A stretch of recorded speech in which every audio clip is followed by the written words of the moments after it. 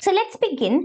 In this session, now we're going to do a full-fledged revision of all our TDS sections from the very beginning till the very end. See, the thing is, I'll tell you what the problem is.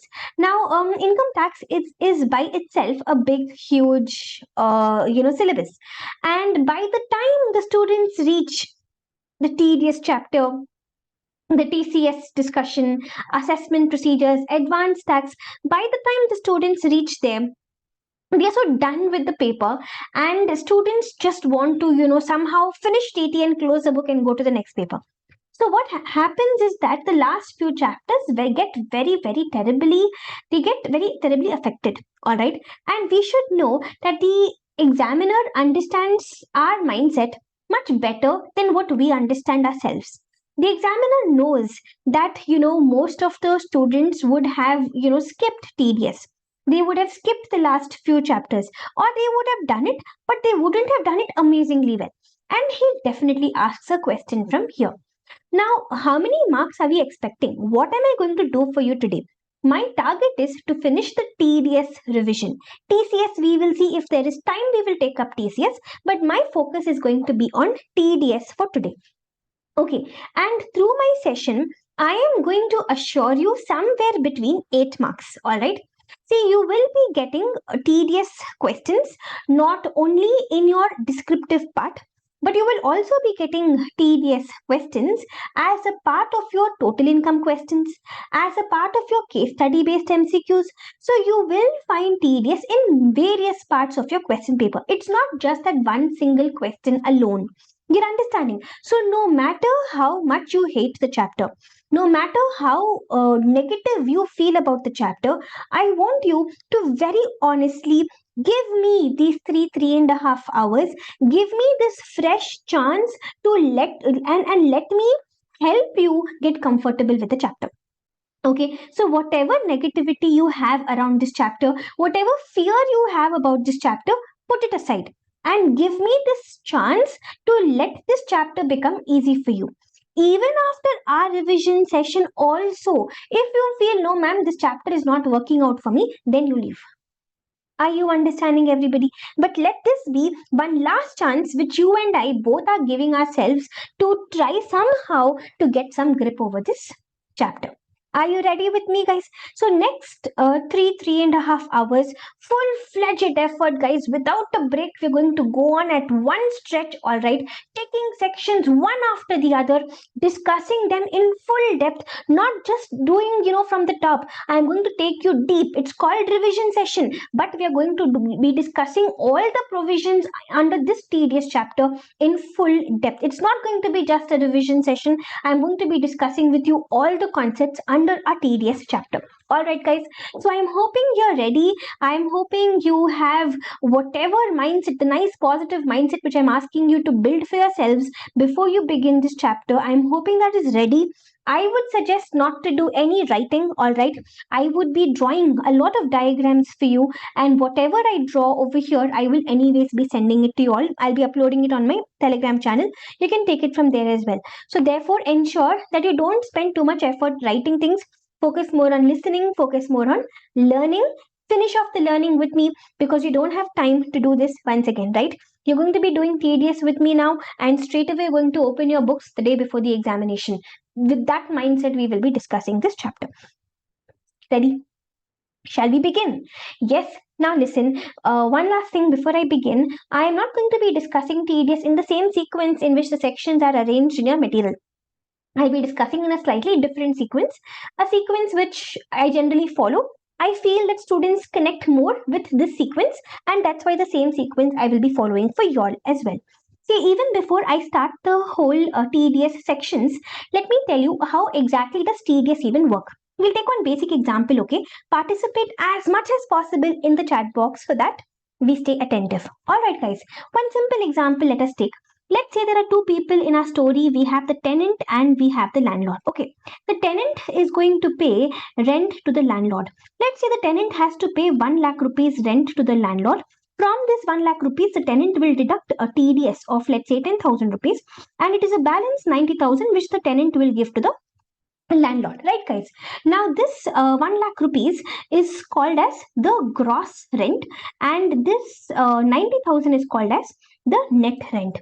Now let us shift our focus on the tenant first.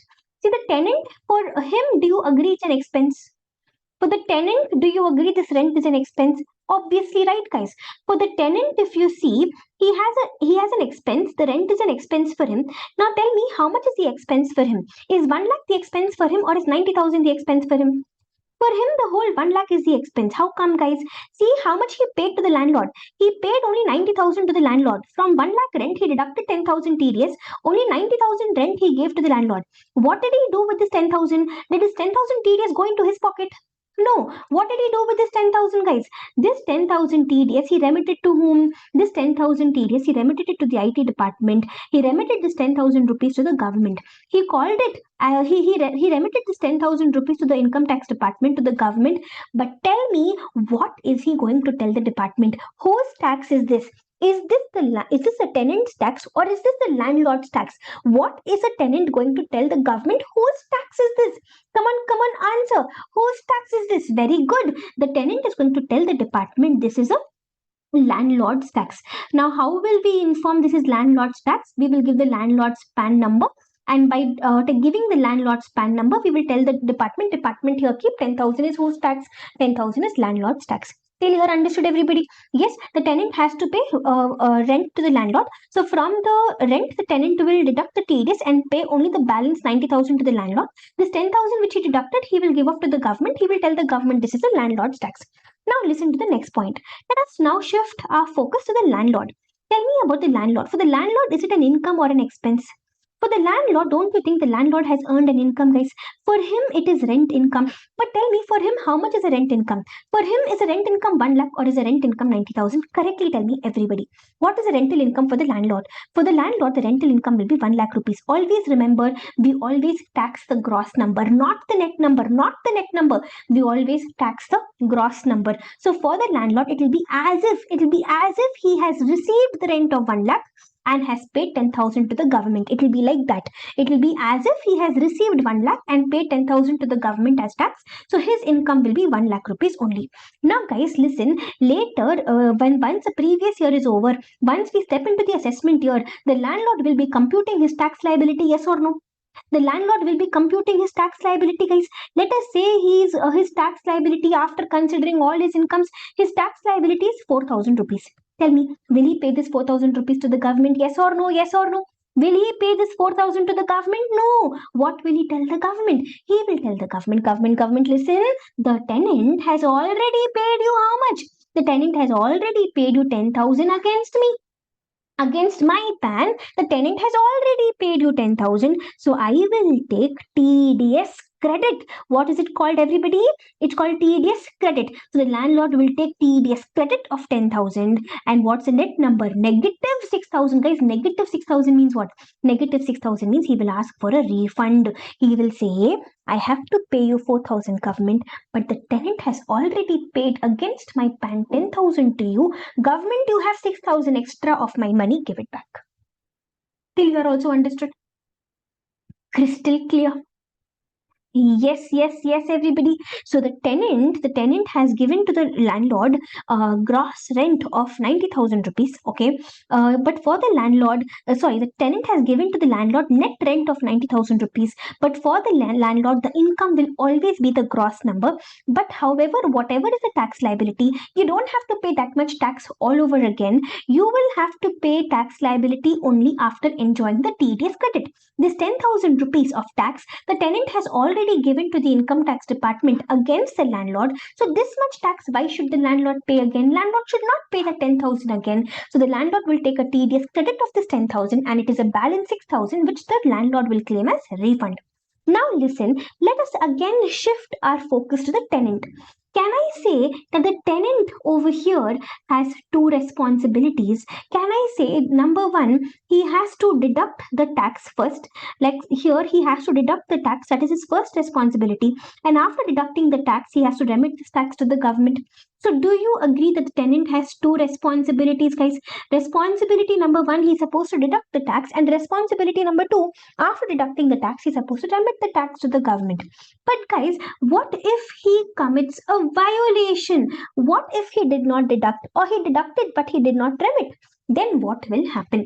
If there is a violation, then there will be two consequences, guys. What are the two consequences? Consequence number one, if it is a business or a profession related expense, if it is a PGBP expense, see, for the tenant, I just told you, right, for the tenant it's going to be an expense. So if it is a business or a profession expense for the tenant, then it will be disallowed for the tenant. If it is a business or profession expense, it will be disallowed for the tenant. How much will be disallowed? Under which section will be disallowed? Under section 40A1, 100% will be disallowed. If it is section 40A1A, then 30% will be disallowed.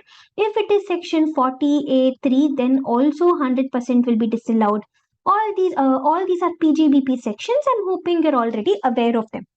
This is the first consequence. The second consequence is that the tenant will also have to pay section 2011A interest. How much is a 2011A interest? Sometimes 1%, sometimes 1.5%. This I will be explaining to you towards the end of our TDS chapter. Okay, sometimes 1%, sometimes 1.5%, 2011A interest tenant will have to pay. Alright guys, till here got it. So apart from this, there is one last point. I'll explain that also to you. Then I'll give you a revision of the whole thing once again. See, what are all the responsibilities which the tenant has? The tenant has totally three responsibilities, guys. Number one, this tax which he has deducted, he has to remit the tax to the government. So the first responsibility he has is he has to remit the tax to the government. How will he remit the tax to the government? He will remit this tax to the government by preparing one challan. He'll have to file this challan, and this challan is generally done monthly. Basically, whatever the tenant would have deducted during the month, that entire amount will be remitted to the income tax department as monthly payments. Okay, this is the first responsibility he has. Second responsibility is that he has to prepare one TDS return also. This TDS return he has to prepare quarterly TDS return. And number three, he has to give a TDS certificate. The TDS certificate he will give to whom? See, in our example, very obviously, the tenant has become the deductor, right? And the landlord is a deductee. So this TDS certificate, the tenant will give to the deductee. He will give it to the deductee, when even this he will give quarterly. Understanding everybody? Yes. So totally three responsibilities he has. Number one, he has to remit the tax. This remittance of tax will generally happen monthly. Then number two, he has to prepare quarterly TDS return. And number three, he has to give TDS certificate also quarterly to the deductee. In some sections, in a few sections, which I will be discussing with you as we proceed, the first two steps are clubbed together. There are three sections in which the first two steps are clubbed together, which means the TDS payment and the TDS return are clubbed together. The challan and the return are clubbed together in three sections, which I will discuss with you as we proceed forward. So what you see on your screen is nothing but the whole of, the mechanism in which TDS works. So what I'll do is I'll quickly give you a revision of the whole thing twice. Okay. I will first give you a revision while numbering the steps, and then I'll give you a revision once again. So two times we will see the whole thing. Listen to me. What exactly happened here is the tenant wants to pay rent to the landlord. The rent is 1 lakh. From that rent of 1 lakh, the tenant will deduct tax of 10,000. Only the balance 90,000 the tenant will remit to the landlord. This 1 lakh is called the gross rent, and this 90,000 is called as the net rent. Point number one. Point number two, if you look at the tenant after deducting the TDS, this 10,000 TDS which he deducted, he will remit it to the IT department. But when he's remitting it to the IT department, he will tell the IT department that it is a landlord's tax. So it is as if the government has received from the landlord already 10,000. It is as if the department has received from the landlord 10,000 already. Now, if I think from the landlord's point of view, the landlord's rental income is 1 lakh rupees. Now, let us say the landlord's tax liability comes up to be 4,000 rupees, but the landlord will not pay this 4,000 all over again because the government already has received landlord's tax. How much? The government has already received landlord's tax 10,000 rupees. So, this is called as TDS credit. TDS credit is nothing but how much money the government has already received against the landlord's span. So, tenant has already given the government 10,000 rupees saying this is landlord's tax. It is as if the landlord has already paid 10,000 to the government. So that TDS credit of 10,000 landlord will take. Balance 6,000 negative number. This the landlord will claim as refund. This was my fourth step. Now shifting my focus to the tenant. For the tenant, if you see, he's having an expense. His rental expense 1 lakh rupees. Now he has a responsibility. What is his responsibility, guys? His responsibility is that he has to deduct the tax and remit it to the government. Now, what if there is a violation? That is, what if he does not deduct? Or what if he deducts but does not remit? If there is a violation, then there will be two consequences. The first consequence will be in the PGBP head, but PGBP head consequence will come into the picture, of course, only if the expense is connected to the business or profession. So if the expense is connected to business or profession, then under PGBP, that expense will be disallowed, sometimes 30%, sometimes 100%. In addition to that, the second consequence is section 2011A interest, which we will be learning a little later. Under 2011A interest, sometimes 1% interest, sometimes 1.5% interest will have to be paid by the tenant. Okay. And then we learned, in addition to all this, the tenant has finally three responsibilities. Number one, whatever tax he has deducted, he has to remit it to the government. This happens monthly. Then he has to file a TDS return, which happens quarterly. And then he has to give a TDS certificate, which also happens quarterly. This was my first revision for you of this entire diagram. Giving you a final revision now, listen to me carefully. Once and for all, after this, straight away, you will be seeing this only before your examination. So listen this once and for all, final revision, everybody. What was the first thing that happened? The first thing was tenant had given to the landlord rent of 1 lakh rupees after deducting 10,000 TDS. So he gave only 90,000 net rent to the landlord. Then we discussed it, after deducting this TDS, he did not keep this TDS with him. He remitted this TDS to the government, to the income tax department. He remitted this TDS to the income tax department. This was the second step. But when he's remitting it to the income tax department, what is the tenant telling the government? Whose tax is this? This is a landlord's tax. Okay. Then after this, we learned that the landlord, for him, this his rental income will be the gross number and not the net number. Everybody understood? So what if they give you the net income? What will you do? If they give you the net income, you will gross it up and you will find the gross income, because we always tax which income? We always tax the gross income only. Okay. Then we learned that whatever tax has been deducted, the landlord will take credit of it and will pay only the balance.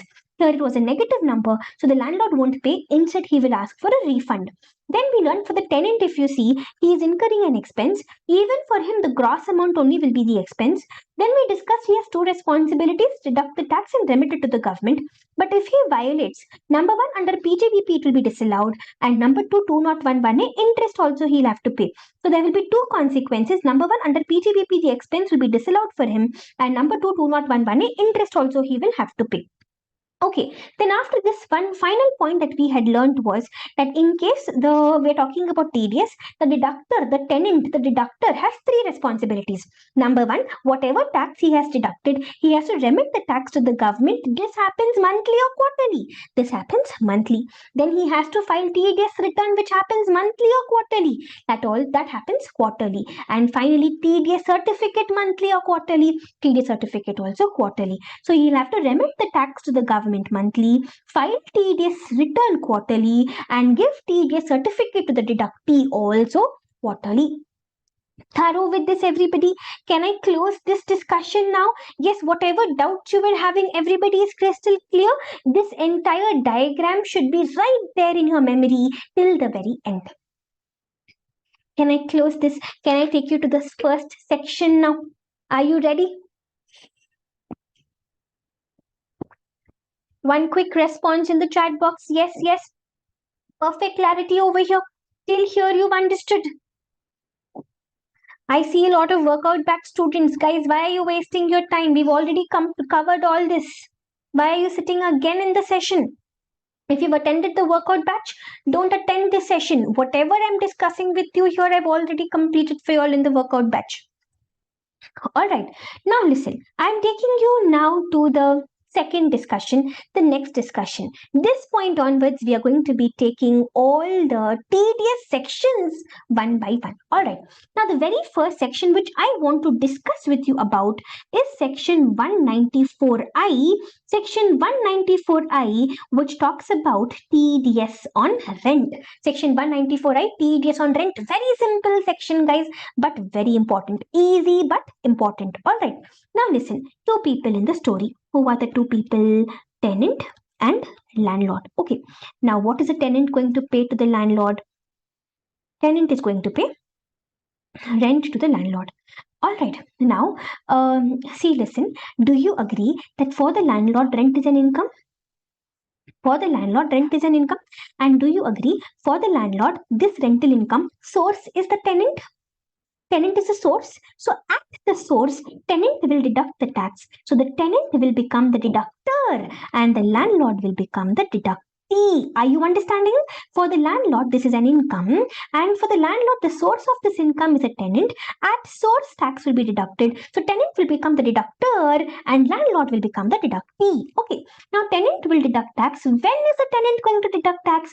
Tenant will deduct tax at the time of payment or credit, whichever is earlier. Once again, when is the tenant going to deduct tax? Tenant is going to deduct tax at the time of payment or credit, whichever is earlier.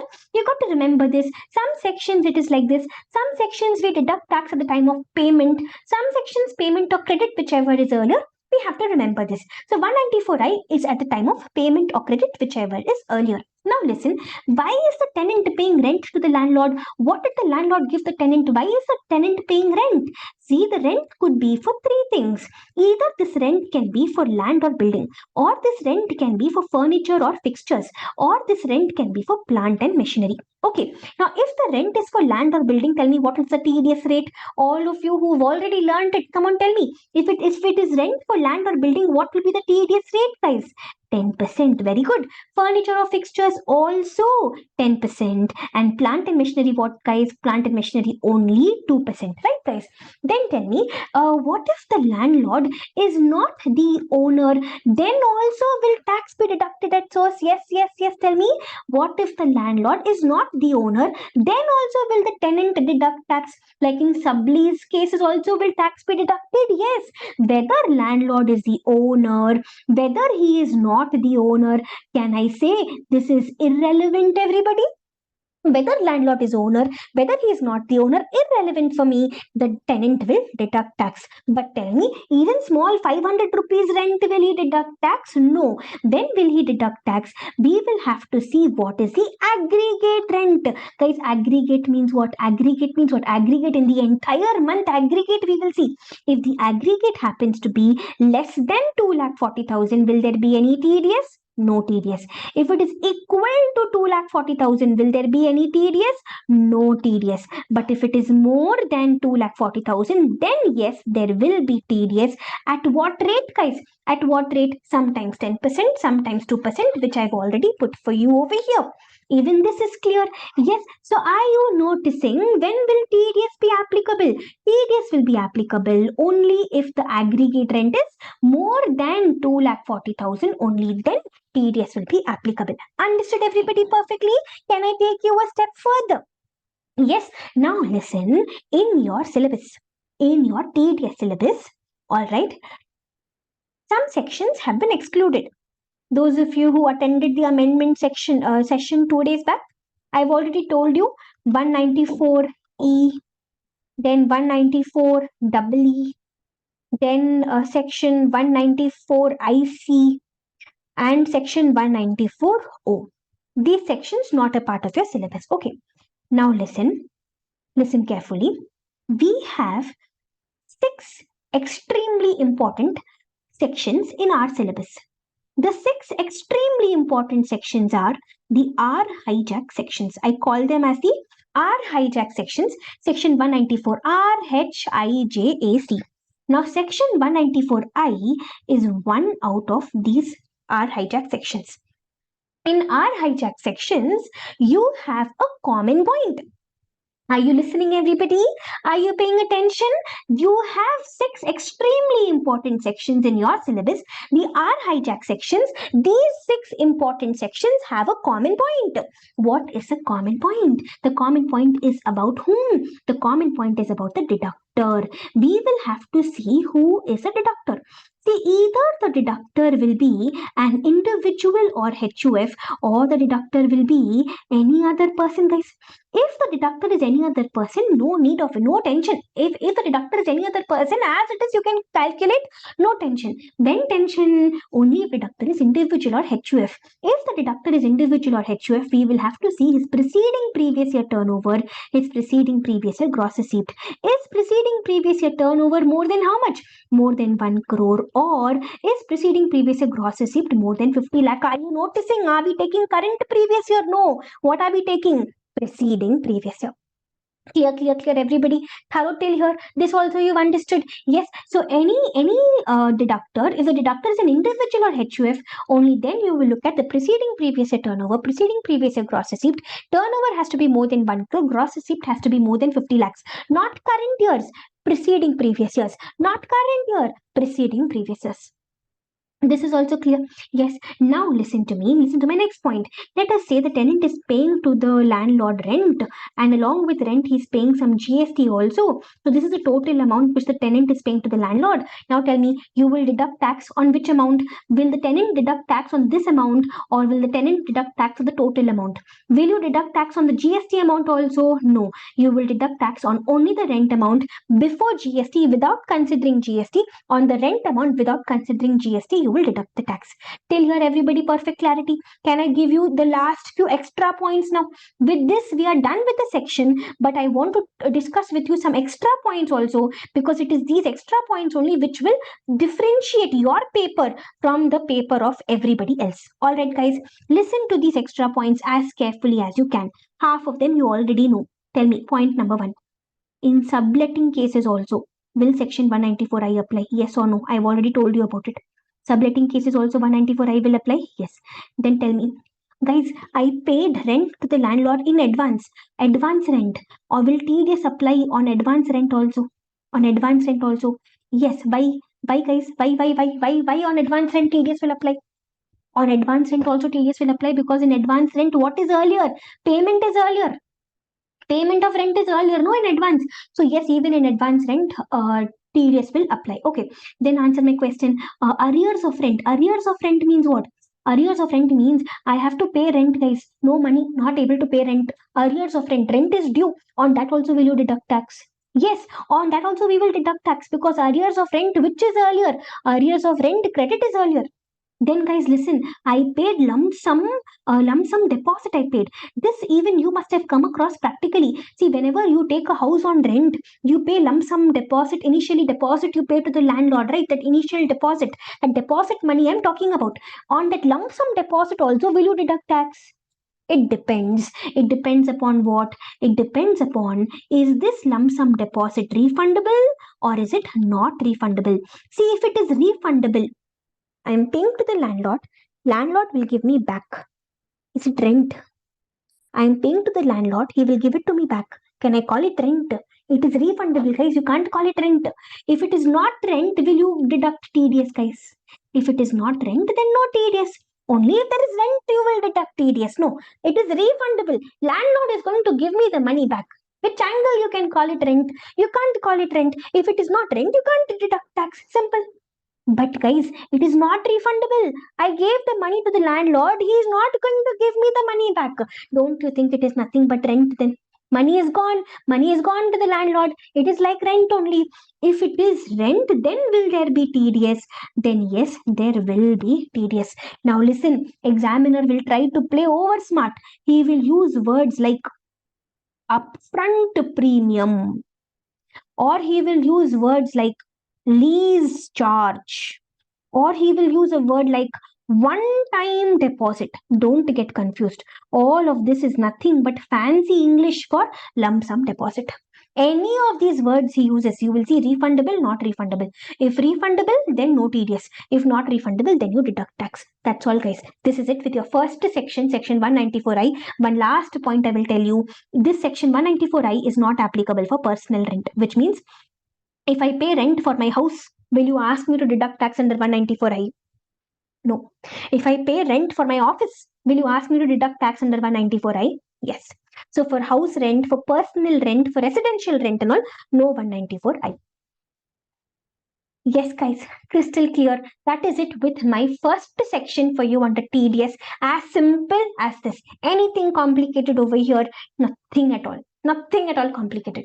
Learn it in the right manner, it will all fall in place. Learn it with the right mindset, learn it with positivity, learn it with zero fear, it will all fall into place. Don't worry, Murugation, it will be uploaded. This PDF which I am making for you, I will be uploading it onto my Telegram channel. Don't worry about it. Till here, crystal clear, guys. Everything about 194I I've put over here. Nothing else is left. One last revision, and then I'll take you to the next section. Ready? Yes, perfect understanding. You will give me proper answers in the chat box. Okay, come on, tell me. 194I. 194I is going to be TDS on rent, right? It is TDS on rent. Now, whether the landlord owns or does not own doesn't matter. Even in subleasing cases, 194I will apply. Now, tell me without seeing land building TDS rate. Land building TDS rate 10%. Very good. Furniture fixtures 10%. Plant and machinery 2% only. Okay. And what's the limit? When do we deduct tax under 194I? Only if the dash rent is more than dash. Only if the aggregate rent is more than 2,40,000. Okay. Then tell me 194I is an R hijack section. So because it is an R hijack section, problem is for whom? Problem is only for the deductor. So if the deductor happens to be individual or HUF, then you will have to see preceding previous year turnover, is it more than 1 crore, or preceding previous year gross receipt, is it more than 50 lakhs. If any other person, no need to check all this. I will check all this only for individual or HUF. Then we learned on GST component and all, no TDS. Then we learned on advance rent, deduct tax, arrears of rent also deduct tax, lump sum deposit, if it is not refundable, then also deduct tax. And if it is personal rent which I am paying for my house, don't deduct tax. Can I take you to the second section? Easy, guys, come on. Second section is even more easy. This is going to be section 194 LA. What was the first section we learned? 194I. Guys, section number and all you have to remember, okay? Keep repeating along with me. It will keep getting registered in your memory. Our second section is section 194 LA, which is connected to compulsory acquisition. Connected to what? Connected to compulsory acquisition. I'll again draw a diagram. In every diagram which I will be drawing for you, in every diagram, deductor left side, deductee right side. Even when you draw for your own clarity during examination, rough drawing you will do in the margin for your own clarity. Even in that, do it in the same manner, deductor left side, deductee right side, because that is the manner in which you are learning. So maintain some consistency. So our second section, section 194 LA, which is relating to compulsory acquisition. Let me discuss this. Thank you so much, Pranav. Let me discuss this with the help of a diagram for you. Listen to me. Two people in the story, okay? We have the government on one side and we have this Mr. Blue on the other side. Okay. Now this Mr. Blue, he had some land or some building or both. Okay. And the government compulsorily acquired. There was a compulsory acquisition. The government compulsorily acquired land building both from him. Will the government take it for free? No. Government will give some compensation. Government will give, guys. The government will give some compensation. Now, can you tell me, because of this whole drama over here, who has earned income and what income? Who has earned income and what income? Mr. Blue would have earned income, guys. What income? Capital gains income. Do you agree, everybody? It is, see, why? I'll give you the logic. The logic is a compulsory acquisition is nothing but transfer. Remember, capital gains chapter, compulsory acquisition itself is considered as transfer. So in the hands of blue, if you see, there is a transfer.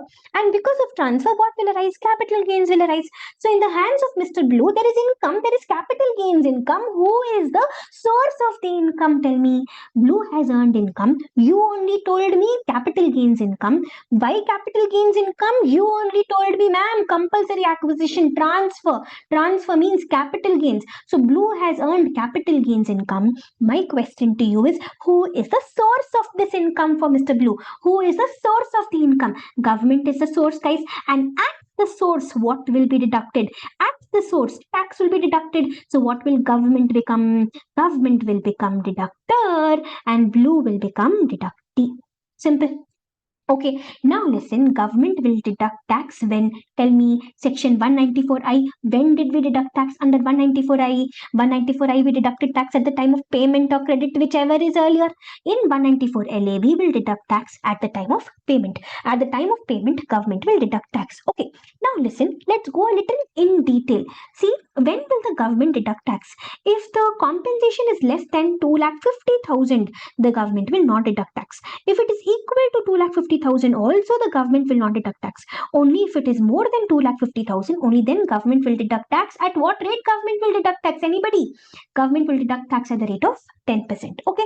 See, you might be wondering, ma'am, why are you writing so much drama in every question? You will understand. There's a reason why I'm writing like this. You will understand as I proceed forward. You will understand why. So only if the compensation is more than 2,50,000. Guys, even 194I same 2,50,000. No, 194I, what was the limit? 2,40,000. 194I 2,40,000, 194LA 2,50,000. Okay, so 194LA, at the time of payment, the government will deduct tax, but the government will deduct tax only if the compensation is more than 2,50,000. At the rate of 10%, they will deduct tax. Okay, now can we see, section is over, but can we go a little deeper? You answer my question. This land building both. Let's focus on this. What if this happens to be a rural agricultural land? What if this happens to be urban agricultural land? If this land building or both, which is compulsorily acquired, if it is rural agricultural land, tell me, for Mr. Blue, will there be capital gains income? No, because rural agricultural land is not a capital asset, guys. Rural agricultural land is not a capital asset.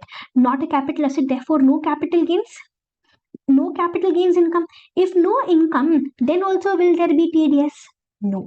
So therefore, section 194LA TDS will not apply. Do you agree? Do you understand?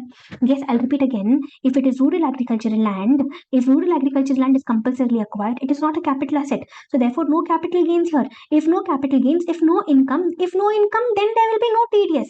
If there is no income, then there will be no TDS at all. So if it is rural agricultural land, then no 194 LA TDS. But guys, what if it is urban agricultural land? Tell me, is urban agricultural land a capital asset? Yes, it is a capital asset. But still, if urban agricultural land is compulsorily acquired, there will be no capital gains, guys. Are you aware of it? There is a section, I'll give you a revision. Which section is it? Section 1037.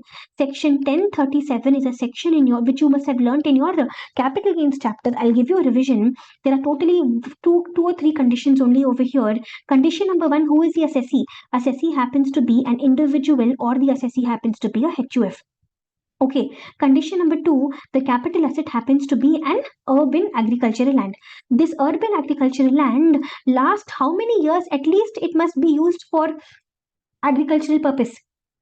Last 2 years, at least 2 years, it must have been used for agricultural purpose. And condition number 3 is that this capital asset should be transferred, and how it is transferred? It is transferred by compulsory acquisition. 3 conditions, guys. Condition number 1, assessee is individual or HUF. Condition number 2, the capital asset happens to be an urban agricultural land which last 2 years at least was used for agricultural purpose.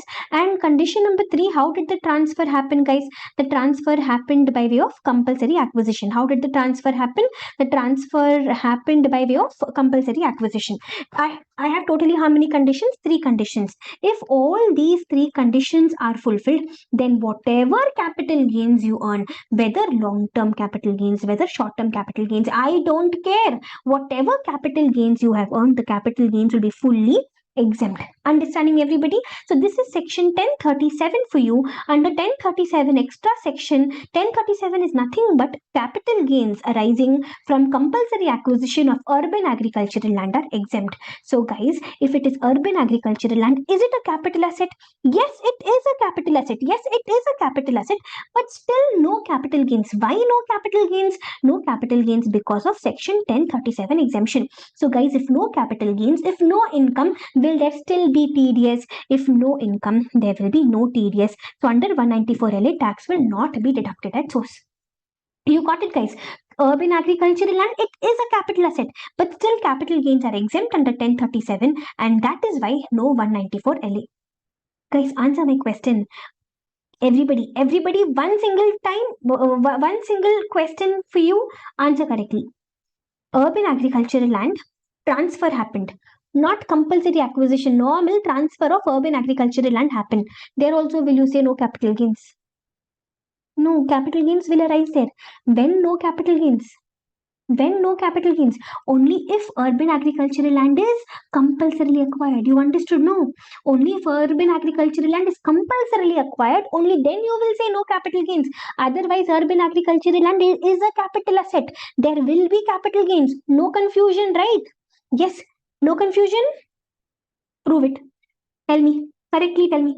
Rural agricultural land compulsorily acquired. Will you deduct tax under 194LA? No. Urban agricultural land compulsorily acquired. Will you deduct tax under section 194LA? No. Rural land got compulsorily acquired. Will you deduct tax under 194LA? And there, see, caught. Guys, rural land. Did we say rural agricultural land? Is every rural land agricultural land? No, isn't it? Only rural agricultural land, only no 194LA. If it is just the rural land, then there will be 194LA. No, only rural agricultural land, there's a problem.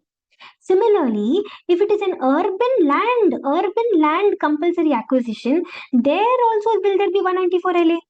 Yes, you will have 194LA. Simple, that's all. Okay, so when you will not deduct tax under 194LA, guys, you will not deduct tax under 194LA only if it is rural agricultural land or urban agricultural land. If rural agricultural land or urban agricultural land are compulsorily acquired, then you will not deduct tax under 194LA. Done and dusted. Simple section, story over, section over. Two sections you have learnt: 194I TDS on rent, 194LA TDS on compulsory acquisition of land building both. If the compulsory acquisition is happening of rural agricultural land or urban agricultural land, then no 194LA. Okay, can I take you to the third section, guys? Are you ready? Easy. Till here it was easy. Yes. Now listen, I'm taking you to the next section. The next section is section 194J. Section 194J. Section 194J talks about 5 things, guys. It talks about professional fees, technical fees, royalty, non-compete fees, director's fees. It talks about 5 things. But the unique point, the speciality of 194J is that 194J, it is an R hijack section. So automatically it becomes important, right, guys? So under 194J, let's draw a diagram. Let's say there are two people in our story. We have this person, Mr. Blue, and we have this person, Mr. Green. Okay, now Blue has given to Green something. What has Blue given to Green? Either Blue has given to Green some professional fees or some technical fees or some royalty or some non-compete fee or some director's fees. Okay, so what has Blue given to Green? Professional fees or technical fees or royalty or non-compete fee or director's fees. Do you agree? For Green, all this is income. Do you agree? For Green, source of this income is Blue. And at source, what will be deducted? TDS. So Blue will become the deductor and Green will become the deductee. So deductor will deduct tax when? Tell me, 194I rent, when did you deduct tax? Payment of credit, whichever is earlier. 194LA compulsory acquisition, when did you deduct tax? At the time of payment. 194J, you will deduct tax at the time of payment or credit, whichever is earlier. Okay, guys. Now listen, because it is an R hijack section. In R hijack section, you've already learned 194I. Now we have one more section, 194J. What is the common point I told you? The common point is for deductor or deductee? The common point is for deductor. We'll have to see who is a deductor. Is the deductor an individual or HUF, or is the deductor any other person? If the deductor is individual or HUF, what will you do? You will look at the preceding previous year turnover. Is it more than 1 crore, or is the preceding previous year gross receipt more than 50 lakhs? Only then 194J tax has to be deducted, otherwise no need to be deducted. Okay, guys. Now listen, the next point, my next question to you, when should you deduct tax? When should you deduct tax? See, even for small amounts, I will not ask you to deduct tax. When will I ask you to deduct tax? I will ask you to deduct tax only if the professional fees is more than 30,000, or the technical fees is more than 30,000, or the royalty is more than 30,000, or the non-compete fees is more than 30,000, or the director's fees is more than no limit. For director's fees alone, there is no limit. Are you noticing the limit is for each of them separately?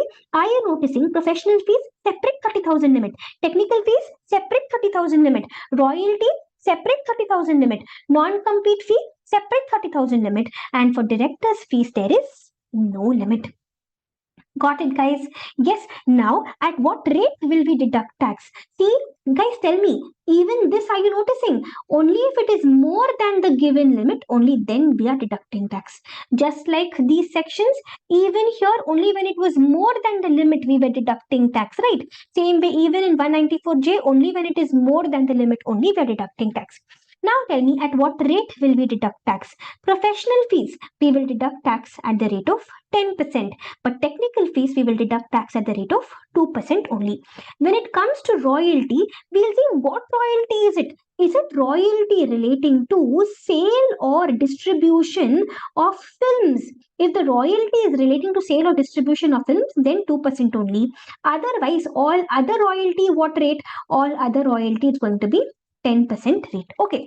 Non-compete fees also 10% rate. Director's fees also, it will be at the rate of 10%.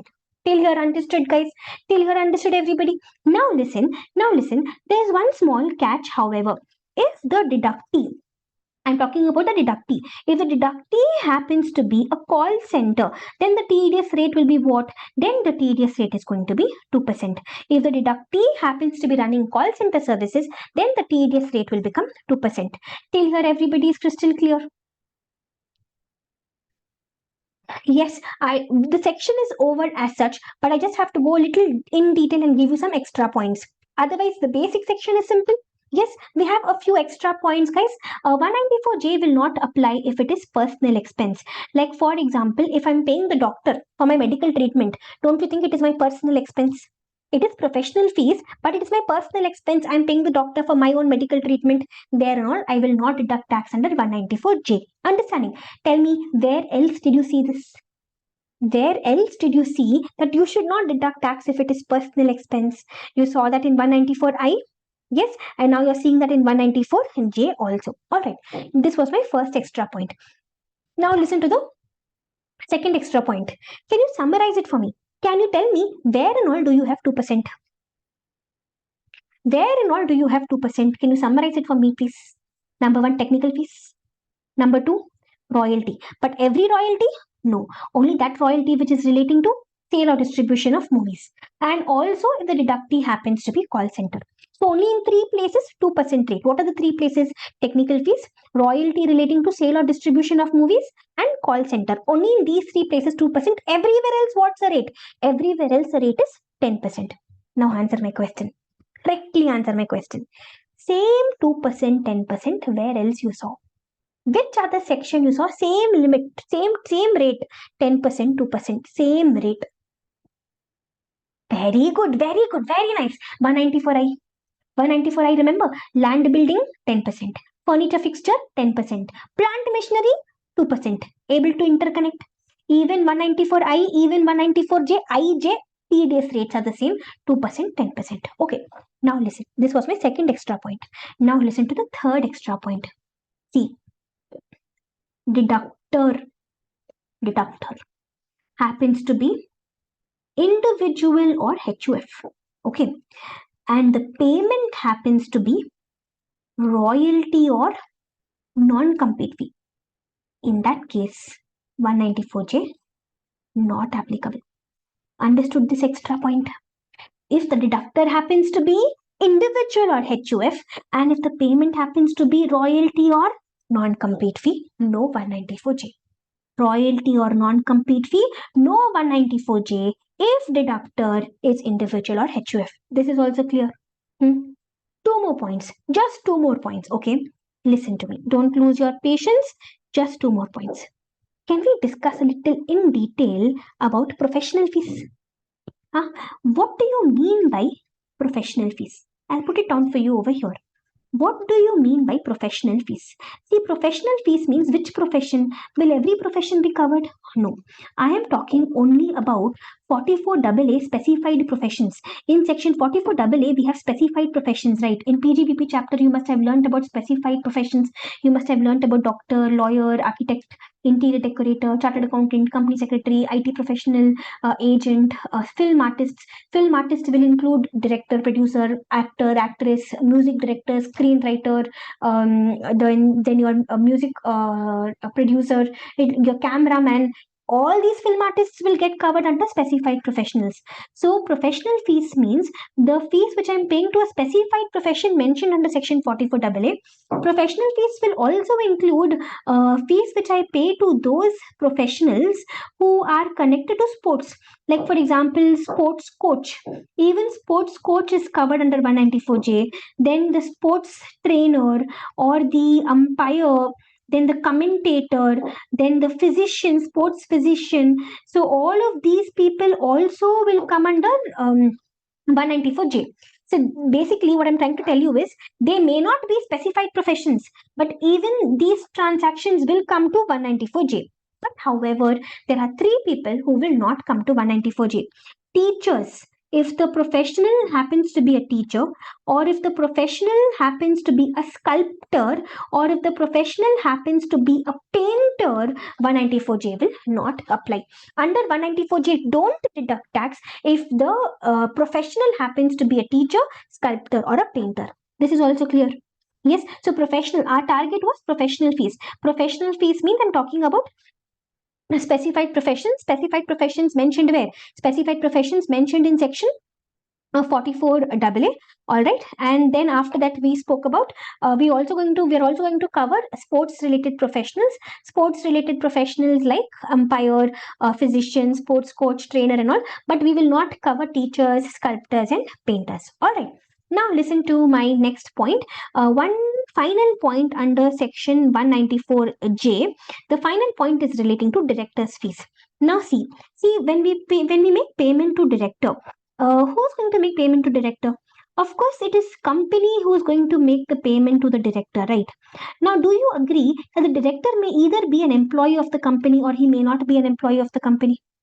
If he is an employee of the company, will you still call it professional fees? Will you still call it director's fees? Will you still call it director's fees? No. If the director is an employee, then you will call it as salary, right? And TDS on salary, you will go to which section? You will go to section 192. Okay, but if the director is not an employee, if he is not an employee, then whatever remuneration you give him, guys, whatever name you give that remuneration, whether you call it fees, whether you call it commission, whatever name you give the remuneration, I don't care. If the director is not an employee, then it is not salary. If it is not salary, you will call it as director's fees. You will call it as director's fees, and this will come to section 194G. Are you understanding, everybody? So the director happens to be an employee of the company, then whatever remuneration we give him will be salary. It will go to section 192. But if the director is not an employee of the company, whatever remuneration we give him is not salary. It becomes director's fees, and director's fees will come to section 194G. Thorough.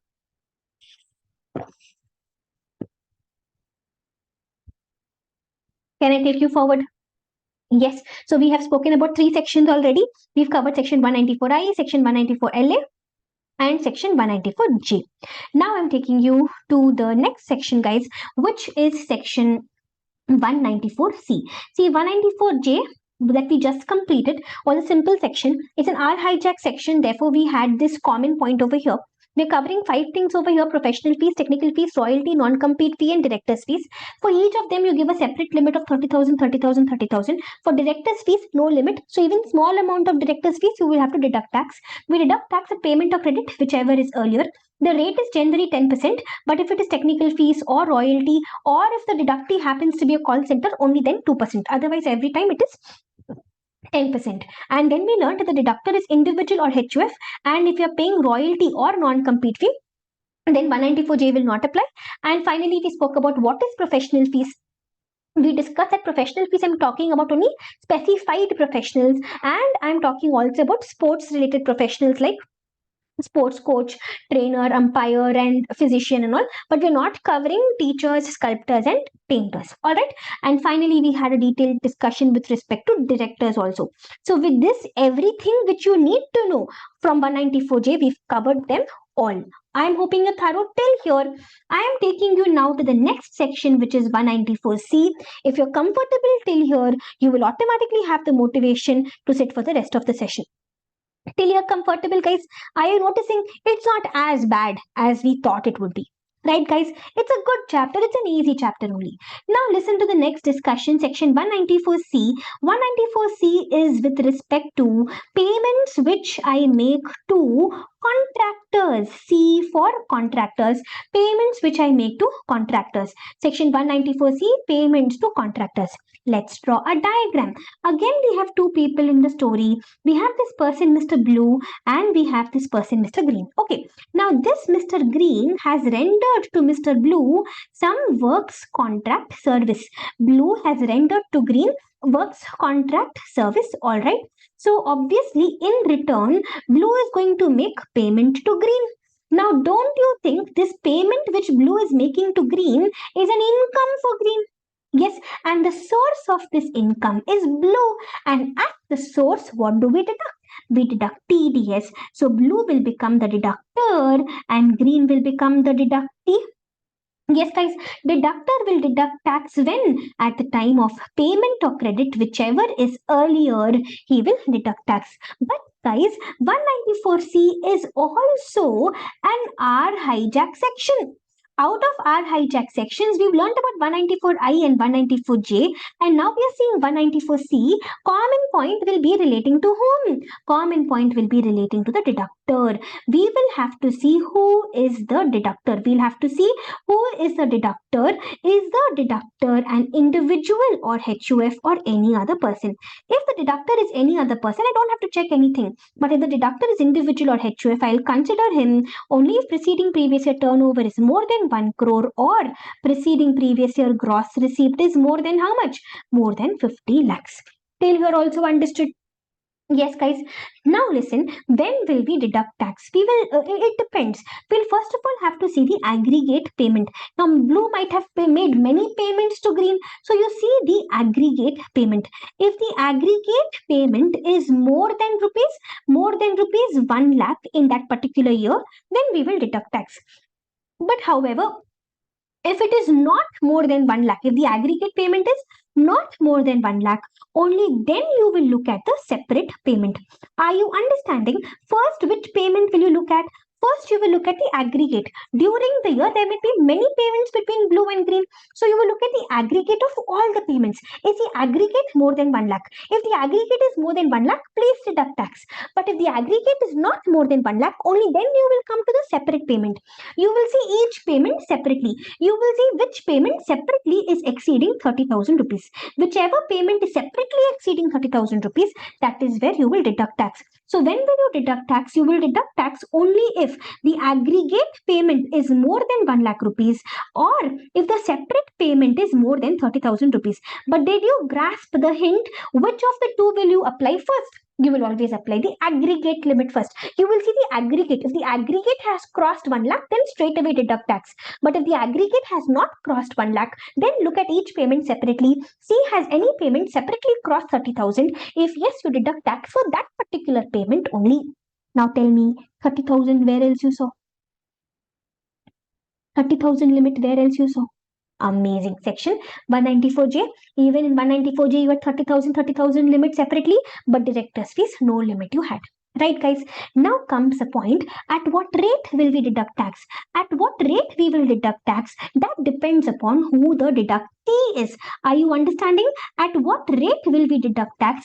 That depends upon who the deductee is. If the deductee happens to be an individual or HUF, then we will deduct tax at the rate of 2%, at the rate of 1%. But if the deductee happens to be any other person, then we will deduct tax at the rate of 2%. Even over here, this should not be a personal expense. It should not be a personal expense. Are we clear? Same point where else we saw it should not be personal expense.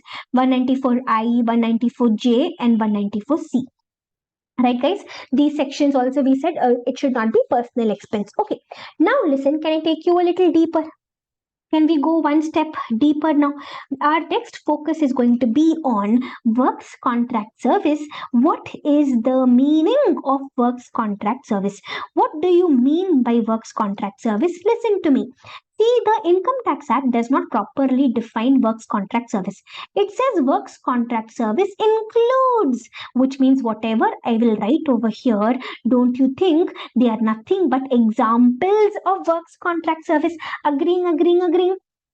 Yes, everybody. The definition does not say works contract means. It says works contract includes. So, which means whatever I put for you over here, they are only examples of works contract service, guys. Now, what are these examples? We have A, B, C, and one important point. Understood how you will remember this? A, B, C, and one important point. What does A stand for? The first A stands for advertising. What does B stand for? B stands for broadcasting or telecasting, broadcasting or telecasting, or producing programs for what? Producing programs for broadcasting or telecasting. Then what does C stand for? C stands for catering. What does the second C stand for? The second C stands for carriage. Now carriage means what? Transportation. So transportation of what? Transportation of goods or passengers by any mode except railways. By any mode except railways. And we have one important point. I'll come to the important point. A stands for what? A stands for advertising. B stands for broadcasting, telecasting, or producing programs for broadcasting or telecasting. C stands for catering. Another C stands for carriage. Carriage of what? Carriage of goods or passengers by any mode other than railways. And finally, one important point. What is the important point? Will you listen carefully? Listen. Sit up straight. The important point is I or my associate. I or my associate, one of us, we went to the works contractor. We gave him two things. We gave him material and we gave him specifications. Once again, I or my associate. We went to whom? Works contractor. We gave him how many things? Two things. What are the two things? Material and specifications. Which means, like, for example, I went to the photocopy shop. I gave him a bunch of papers and I told him, do spiral binding and give it to me. So, do you agree? I gave him material. Yes, I gave him my own papers. I gave him specifications. Please do spiral binding. If I ask the photocopy guy, you yourself buy the paper, spiral bind and give me, will that be works contract? No, because I did not give material. Are you understanding? When will it become works contract, everybody? It will be works contract only if I give material and specifications. If I don't give material, if I tell the photocopy guy, you yourself buy the paper, then spiral bind and give me, that will not be works contract because I did not give material. If I don't give material, if I tell works contract guy, you yourself get the paper, then it is not works contract. It will become sale and all. No 194C. You're understanding? So I or my associate, I gave what? Material also, specification also. I or my associate gave what? Material also, specification also. Now you will be wondering, ma'am, what is associate? Who is associate? Associate over here is same as relative under section 48.2. Under section 48.2 PGBP chapter, you have relative. No, who is relative? Same person. Relative would be, if I am the assessee, it will include my spouse, my brother, my sister, my lineal ascendant, and my lineal descendant. No, the same, whatever you learn about relative, under section 48.2, whoever is relative, right, that person only is associate. So my spouse, my brother, my sister, my lineal ascendants, and my lineal descendants. Till here understood? Yes, what is works contract service? You're understanding, guys?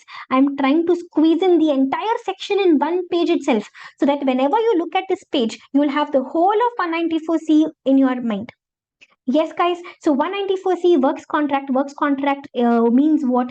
A for advertising, B for broadcasting, telecasting, or producing for broadcasting, telecasting, C catering, C carriage of goods or passengers by any mode other than railways, and lastly, what is the important point? Or I or my associate, we are giving to the works contractor how many things? Two things. What are the two things? Material also, specification also. Material also, specification also. If all these conditions are fulfilled, then for the purpose of section, then in that case this will become a works contract. Okay, now listen to my next point. Everybody listen carefully. We have a special point. Okay, listen, there are two special points relating to 194C. Let me try to put them for you over here. Listen to the first special point. See, if the deductee, I'm talking about the deductee, if the deductee happens to be a truck operator. Truck operator means what? Truck operator means he's in the business of plying, hiring, or leasing goods carriages. And he does not have more than 10 goods carriages, guys. At any point of time, if you see, at any time during the year, at any time in the previous year, he is not having more than 10 goods carriages. Either his PAN or his Aadhaar, one at least he has given to the deductor. And he's also giving a declaration that all these conditions are fulfilled. If all these conditions are fulfilled, then section 194C TDS will not apply. Understanding, everybody? Then will 194C TDS not apply? Are you listening, everybody? If the deductee happens to be a truck operator, which means in simple words, listen, which means in simple words, I am making payment to him for carriage of goods. He is doing transportation of goods for me, and I am making payment to him for carriage of goods. Are you understanding? I am making payment to him for carriage of goods. All right. He's a truck operator. He's a transport operator. He's in the business of plying, hiring, leasing goods carriages. He does not own more than 10 goods carriages at any point of time in the previous year. And he has furnished his PAN or his Aadhaar, he has furnished, and is also giving a declaration in this regard. If all these conditions are fulfilled, under section 194C, I will not deduct tax at all. Crystal clear till here?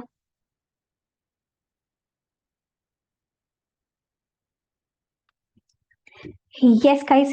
Can I take you forward to my next point? One final point under 194C, guys, and then I'll give you a revision of the whole section. Yes, listen to me. One final point.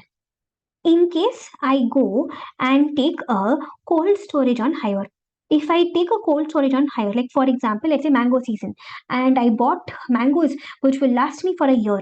But mangoes, they are perishable commodities. So I have to store them at perfect temperature. But I don't have so many refrigerators at my house. So I go to a cold storage facility, I give them this box of mangoes, and I tell them, please store these box of mangoes at so and so temperature. Tell me, did they give me a refrigerator on hire? No. Do I have control over the refrigerator? No. Are you understanding? They did not give me a refrigerator on hire. I have given them the mangoes which belong to me. I have given them specifications that please store them at so and so temperature. So if I'm going to use a cold storage facility, did I take a refrigerator on hire? No. So therefore 194I TDS on rent not applicable. Instead, it is a works contract. Why works contract? You're understanding? Because I am giving material, I am giving the mangoes which belong to me, I am giving specifications specifications that these mangoes have to be preserved at so and so temperature. So therefore, it will become a works contract. So therefore, cold storage facility will not go to 194I. They are not giving me a refrigerator on hire. That refrigerator is not going to be in my control. I am just giving them specifications that preserve these mangoes at so and so temperature. It's up to them in which refrigerator they want to keep. So this is not a case of taking refrigerator on rent.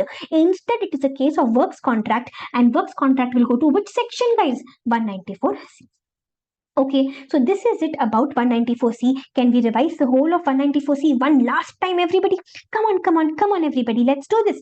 194C talks about TDS on payment made to contractor. If there is a works contractor and he's rendering works contract service to me, at the time of payment or credit, whichever is earlier, I will deduct tax. Guys, till now, every section payment or credit, whichever is earlier, only one section at the time of payment. Which section? At the time of payment, which section till now? Only one section. Which section? Very good, guys. Section 194 LA. Then we discussed 194C is our hijack section. So you'll have to see who the deductor is. Then we discussed it should not be personal expense. Then what is works contract service? Works contract includes. So which means, see, the meaning of works contract is not restricted to this. These are only examples of works contract. Even construction will come under works contract. It is not written in this list, but these are only examples. So the meaning of works contract is not restricted to this. Okay, so A stands for advertising, B stands for broadcasting or telecasting or producing programs for broadcasting, telecasting. C stands for catering. Another C stands for carriage. Carriage of what? Carriage of goods or passengers by any mode other than railways. Carriage of goods or passengers by any mode other than railways. And lastly, I or my associate, we are giving the works contractor how many things? Two things. Number one, we are giving him material, and number two, we are giving him specifications. We are giving him material and we are giving him specifications both. Okay, so then we discussed after all this at when do we deduct tax? We will look at the aggregate limit first. If the aggregate limit is more than 1 lakh, then we will deduct tax. Or if we are making separate payment, then if the payment is more than 30,000, then we will deduct tax. So aggregate payment more than 1 lakh. If aggregate payment is not more than 1 lakh, only then we will look at the separate payment. A separate payment more than 30,000.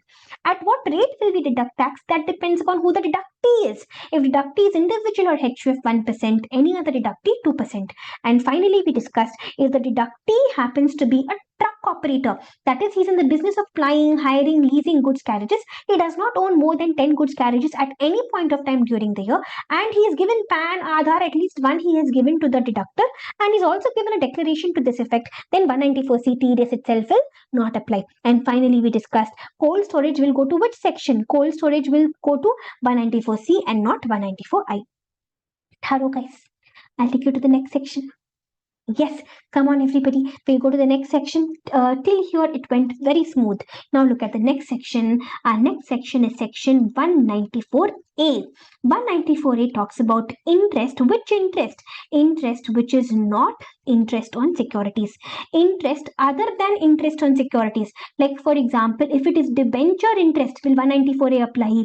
No, 194A is interest on debenture interest is interest on security. Or if it is interest on bonds, that also is interest on securities. So debenture interest, interest on bonds, on all this I will not apply 194A. 194A will apply to interest, but which interest? Interest other than interest on securities. Okay, guys, 194A will apply to interest other than interest on securities. Now listen carefully. Even 194A is an R hijack section. In these sections, you've learned 194I rent. You've learned 194J, professional fees, technical fees, royalty, non-compete fees, and director's fees. And you've learned about 194C also, works contract. Now you're learning one more section in the R hijack series. You're learning about 194A. Now listen to me carefully. Are you ready? Can we begin? Now in 194A, we're talking about interest other than interest on securities. So I have two people over here, let's say. I have the payer of the interest and I have the recipient of the interest. I have the payer of interest and I have the recipient of interest. So the payer is paying interest to the recipient. So do you agree, first of all, for the recipient, this is going to be income. And who's the source of this income? This payer. At the source, what will be deducted? TDS. So payer becomes a deductor and recipient becomes a deductee. Okay. Now the payer will deduct tax. When payer will deduct tax, just like normal sections. Normally, what's our criteria? Normally, when do we deduct tax? At the time of payment or credit, whichever is earlier. Payment or credit, whichever is earlier, tax will be deducted. But guys, because it is an R hijack section, we'll have a common point for whom? We'll have a common point for the deductor. We'll have to see who is a deductor. Is a deductor an individual or HUF, or is the deductor any other person?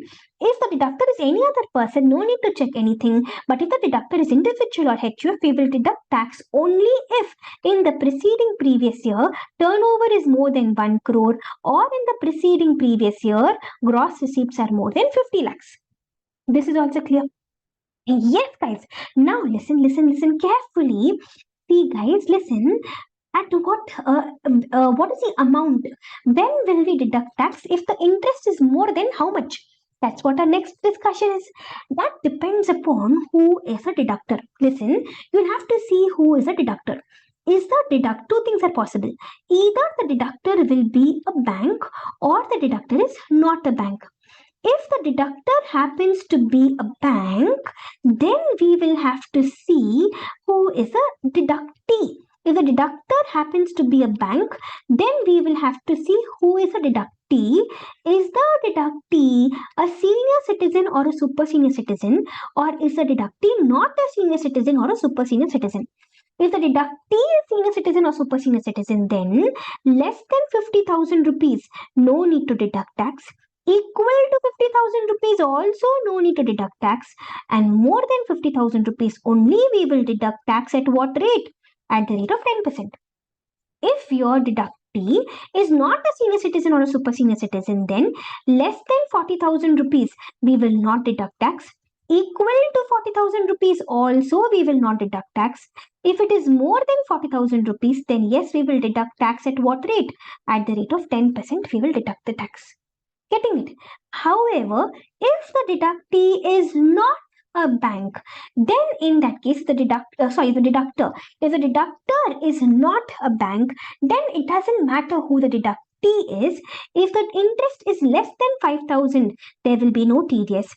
Equal to 5,000, also no TDS. More than 5,000, at what rate will you deduct TDS, guys? At the rate of 10%. The easiest part of section 194A is that, tell me, is a TDS rate changing? Is a TDS rate changing? No. Are you noticing if 194A is applicable, what's the TDS rate? 10%. Simple as that. Got it, everybody? Yes. So under section 194A, the TDS rate is 10%. But when will we deduct the tax? It depends. If the deductor happens to be a bank, listen carefully. If the deductor happens to be a bank, then I will see who is a deductee. If deductee is senior citizen, super senior citizen, up to 50,000, no TDS. Only if more than 50,000, I will deduct TDS. But if the deductee is not senior citizen, super senior citizen, then only if it is more than 40,000, we will deduct tax. But if deductor is not a bank, if deductor is any other person, then only if it is more than 5,000, we will deduct tax. And if at all we are deducting tax, we will deduct tax at what rate, guys? If at all we're deducting tax under 194A, we will deduct tax at the rate of 10%. Till here, thorough. Section 194A. Yes, guys. Now, tell me, what are the places I told you it should not be personal expense? 194J, 194I, and 194C. Guys, in 194A, I am not saying it should not be personal expense. Are you understanding that?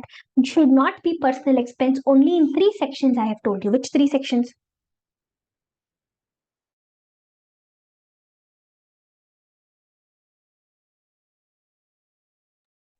194I, J, and C. In 194A, it can be personal expense also. Okay, can I take you to the second last point under 194A? In 194A, 2 more points, 2 extra points I have to discuss with you. I'll discuss them with you one by one. First of all, I'm discussing with you about those cases where 194A will not apply. So there are some situations where 194A will not apply. That's what we're going to discuss. See, listen. If the interest happens to be FD interest, 194A will apply. If it happens to be RD interest, also 194A will apply. But if it is savings bank interest, then will 194A apply? Then 194A will not apply. Are you understanding, everybody? If it is FD interest, 194A will apply. If it is RD interest, there also 194A will apply. But if it is savings bank interest, 194A will not apply. Okay. Then the partnership firm pays interest to partners, guys.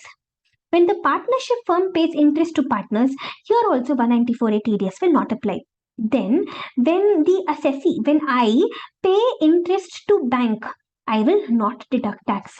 See, understand, for the purpose of section 194A, when I pay interest to the bank, I will not deduct tax. When bank pays interest to me, bank will deduct tax. When bank is paying FD interest to me, bank will deduct tax. When I pay loan interest to the bank, I will not deduct tax. Are you all listening? Are you all paying attention? This is unique point for 194A. In 194A, when bank is paying me interest, bank will deduct tax. But when I am paying interest to bank, I will not deduct tax. So can I say in 194A, bank can be deductor, but the bank can't be deductee? Yes, guys. So if I am paying interest to the bank, I can't deduct tax. If I am paying interest to cooperative bank, here also I can't deduct tax. If I am paying interest to LIC or to UTI, here also I should not deduct tax. If I am paying any interest to HUDCO, Housing Urban Development Corporation, also I will not deduct tax. If I am paying any interest to the insurance company, to any insurance company, if I pay any interest, I will not deduct tax. If I pay interest to the income tax department, 234 ABC interest and all we pay to the income tax department, no deducting tax. When I pay any interest to NSDF, National Skill Development Fund, I will not deduct TDS. But when I pay interest to NBFC, I will deduct tax. Are you understanding? When I pay interest to bank, will you let me deduct tax? No. But when I pay interest to NBFC, will you let me deduct tax? Yes. Okay, then any interest under Kisan Vikas Patra, there will be no TDS. Even NSC interest also, there will be no TDS. Any post office deposit also, there will not be any TDS. Till here, all my exclusions are clear. Yes, one more exclusion. NRE account, non-resident external account, any interest I get, here also no TDS. Understanding? So where no 194A TDS, guys? Come on, let's do one final revision. SB interest, savings bank interest, no TDS. Then partnership firm pays interest to partners, no TDS. Then assessee pays interest to bank, cooperative bank, LIC, UTI, HUDCO, insurance company, IT department, National Skill Development Fund, or then in these cases there will be no 194A TDS. Kisan Vikas Patra also no 194A TDS. NSC no 194A TDS. Post office deposit and NRE account also no 194A TDS. Coming now to my final point under 194A, my final point is with respect to CBS, which stands for core banking solution. So if the person who's paying me interest, if this person happens to be a bank, and if this bank is following CBS, which is core banking solution, basically it is centralized, then in that case you will look at the total interest, which means all the branches put together, you will look at the interest. But if the bank is not following CBS, which means all the branches are decentralized, then you will not look at the total interest. You will look at the separate interest given by each branch. I'll help you understand this. Like for example, if I am getting interest from ICICI Bank, I have FD in 5 different branches of ICICI Bank. So when you're checking these 50,000, 40,000 limits and all, when you're checking, you will look at all the branches put together. All the branches put together is giving me 55,000 interest. Okay, more than the limit, so you will deduct tax. But however, if ICICI is not following CBS, if they are not following CBS, then you will look at each branch separately. Whichever branch separately crosses the limit, there alone you will deduct tax. Getting it, guys? So this was our discussion under section 194A. Okay, 194A, can we do a second revision of the entire section, everybody? Come on, let's see the entire section once again. Let's do a second revision of this entire section. Focus, everybody, sit up straight and listen. So under 194A, we are learning about interest other than interest on securities. Here we will deduct tax at the time of payment or credit, whichever is earlier. Now it is an R hijack section, so we will look at the deductor. At what amount will we deduct tax depends upon who the deductor is. If the deductor happens to be a bank, I'll have to see who the deductee is. If the deductee happens to be a senior citizen or a super senior citizen, then only if the interest is more than 50,000, we will deduct tax. If not senior citizen, super senior citizen, only if it is more than 40,000, we will deduct tax. But if the deductor is not a bank, then only if it is more than 5,000, we will deduct tax. And then we saw the exclusions, and finally we spoke about CBS. If the bank is following CBS, when you're looking at these limit, you will look at all the branches put together. But if the bank is not following CBS, then you will look at each branch separately you will look at. Crystal clear. This also, did you understand? Can I test your understanding a little bit? Will you take this as a challenge and will you try? Yes, Abhinaya, it will be uploaded onto YouTube, don't worry. Yes, will you take it as a challenge? Try to give me perfect answers. Okay, see. Deductor is bank. Okay, deductee is senior citizen, super senior citizen. All right, what's the limit? Very good. Only if it is more than 50,000, there will be TDS. At what rate? At what rate? 10%. Very good. Then tell me. Deductor is bank. Okay. Deductee is not senior citizen, super senior citizen. What will be the limit? Only if it is more than 40,000, you will deduct tax. At what rate you will deduct tax? At 10%. Very good. Then tell me. Deductor is not a bank. Okay. Deductee is senior citizen, super senior citizen. When will you deduct tax? Only if the interest is more than 5,000. Very good. At what rate will you deduct tax? 10%. Fine. Last point. Again, deductor is not bank. Okay. And deductee is not senior citizen, super senior citizen. Now when will you deduct tax? Only if the interest is more than 5,000. Very good. At what rate you will deduct tax? At the rate of 10% you will deduct tax. Perfect. Clear, understood? So did you notice if the deductor is not a bank, senior citizen, super senior citizen, does it matter to us? It does not matter to us. So can I simplify this even more and say deductee, any deductee here? Huh? Whether senior citizen, super senior citizen doesn't matter. More than 5,000, TDS at the rate of 10%.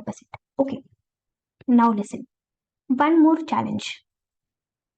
Bank, NBFC. Deductor, deductee. Correctly tell me, everybody. Make the session worth it by giving me correct answers. Tell me. Can bank be deductor? Yes or no? Very nice. Can bank be deductee? No. Very nice. Can NBFC be deductor? Yes. Can NBFC be deductee? Yes. Understood now? No confusion. NBFC, no exception. NBFC can be deductor also, deductee also. Where is the exception? Bank. Bank can be deductor. When bank is giving me FD interest, bank will deduct and give me the balance. But when I pay to the bank, I will not deduct tax. Bank can't be deductee. But NBFC can be deductor also, deductee also. Now no scope of confusion. Thorough. Nobody will make a mistake in all this. Can I take you to the next section? Come on. Next section is going to be section 194 IA. What are all the sections that we've completed, by the way? We've learnt about section 194I. We've learnt about 194 LA. We've learnt about 194J. 194C also we've completed, and 194A also we've completed. 5 sections. Now we'll go to the next section, which is section 194IA. Ready? 194IA talks about those payments which I make which are connected to transfer of what kind of property? Transfer of immovable property. So 194IA talks about payments which I am making connected to transfer of immovable property. Very simple section, guys. Very simple section. Listen carefully. One explanation itself, all of you will understand for sure. I have two people in the story. I have the buyer and the seller. Okay. The seller has sold to the buyer some immovable property. Immovable property means what? It can be land or building or both. So of course, in return, what is the buyer going to give to the seller? Of course, in return, buyer is going to give some consideration to the seller. Now, this is going to result in capital gains for the seller, right? Because there is a transfer of immovable property. There's a transfer of immovable property, so there will be capital gains for the seller. There will be income for the seller. And that income for the seller, who is the source of the income? The buyer is the source of the income. So at the source, what will we deduct? Tax we will deduct. So the buyer will become the deductor and the seller will become the deductee. Okay. Now, when will the buyer deduct tax? Buyer will deduct tax when, what is normal, guys? Normal is buyer will deduct tax at the time of payment or credit, whichever is earlier. Alright, guys. Now listen, how there's one small catch over here. This transfer should not be by way of compulsory acquisition. Can you give me the reason why? If it is compulsory acquisition, it will get covered under which section? It will get covered under 194 LA. So under 194 IA, don't deduct tax. Okay. Then listen, answer my question. If this immovable property happens to be rural agricultural land, will we deduct tax under 194 IA? If it is rural agricultural land, will we deduct tax under 194 IA? No. So it should not be rural agricultural land. What if it is urban agricultural land? Can we deduct tax under 194 IA? Yes, urban agricultural land, we can deduct tax under 194 IA. See, urban agricultural land, no capital gains only if it is compulsory acquired. But 194 IA, there is no compulsory acquisition. No. Are you listening, everybody? In 194 IA, there is no compulsory acquisition, right? Because there is no compulsory acquisition, it is any other kind of transfer, not compulsory acquisition. So urban agricultural land is a capital asset. There will be capital gains. So 194 IA will apply. Understood? Those of you who said no, did you understand? Shakti, Farha, Mubashira. Yes, so urban agricultural land, I will deduct tax under 194 IA, guys, because urban agricultural land is a capital asset. Urban agricultural land, you say no TDS only if it is compulsory acquisition. Only in 194 LA you will say urban agricultural land, no TDS. But 194 IA, urban agricultural land also you can deduct TDS. Okay. What if it is residential house property, guys? There also will you deduct TDS? Yes, because even residential house property will result into capital gains. What if it is commercial property? Even commercial house property also you will deduct tax because even commercial property will result into capital gains. Only rural agricultural land, transfer of rural agricultural land, no capital gains. So there alone you will not have any TDS. Okay. Now what you will do is you will look at the consideration number. You will compare the consideration number with which number? You will compare the consideration number with the STV number. And out of these two numbers, which number will you pick? You will pick whichever is a higher number. Under 194 IA, for all purposes, you will consider this higher number only. Are you understanding, everybody? Under section 194 IA, for all purposes, you will consider this higher number only. You will look at this higher number. If it is less than 50 lakh, then you will not deduct TDS. If it is equal to 50 lakh, you will deduct TDS at what rate, guys? At the rate of 1%. And if it is more than 50 lakh, also you will deduct TDS at 1%. Tell me, is this normal? Tell me, is this normal? Have we come across this anywhere else? No. Did you understand now why I have been writing like this in every section? Because generally, which one do I put in box? Only the last one I put in box.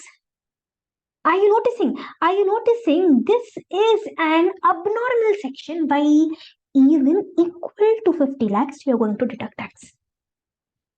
Understanding, even equal to 50 lakhs, you will deduct tax. But you're deducting tax at which rate? At 1%. Correctly answer. 1% of what? 1% of what? Come on, tell me. 1% of what? Of consideration? No. For all purposes under 194IA, which number are you going to take? For all purposes under 194IA, whichever is higher number you're going to take. Understanding? Getting it? For all purposes under 194IA, which number are you supposed to take? Whichever is higher. So that higher number into 1% is going to be your TDS. This is also clear. Can we go in detail now? Little more in detail, guys. Yes, listen to me. See, when I say consideration, will consideration, see, like, this is nothing but consideration for property, no? Whenever we buy a house and all, especially if you're buying a house in an apartment, we have to pay club membership fees. Will club membership fee also be included in consideration? Yes. Sometimes we have to pay car parking fee also. Let's say I'm buying a house, I'm also buying car parking. So for car parking, I have to pay fees. On that also will I pay, on that also will I apply 194IA? Yes. Sometimes I have to pay water fees along with the house. I have to pay lift fees. I have to pay electricity fees. On all of this also, will you apply 194IA? Yes. So this indicates that consideration includes club membership fee also, car parking fee also, water fee, lift fee, electricity fees. All of this will be included in 194IA. Crystal clear with this also? Yes, guys, simple section, guys. 194IA, there's a buyer. This person, he purchased a movable property. Now he's paying consideration. This consideration or SDV, whichever is higher, you will pick. Whichever is higher number, if that higher number is at least 50 lakhs, there will be TDS at the rate of 1%. But if it is rural agricultural land, no 194IA TDS. If it is compulsory acquisition, 194IA will not apply. Go to 194LA instead. And consideration will include all these things. Can we close this section also? Can we close 194IA? Can we do one small differentiation? See, of course, they're not going to ask you differentiation in the examination, but I generally believe that when I make students do this differentiation, concept gets stuck in the memory better.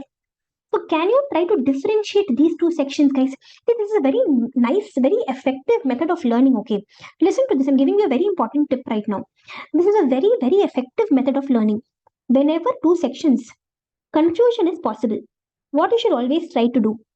Differentiate. Nobody is going to ask you differentiate in the examination. But when you differentiate, what are you doing? Whatever scope of confusion is possible, they're eliminating. Are you understanding? So similarly, 194IA, which we just learned, and 194LA, which I taught you in the beginning, can you try to compare for me, please?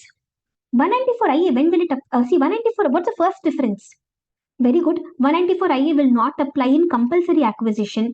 194LA will apply only in compulsory acquisition. Okay, first difference. Is there any other difference?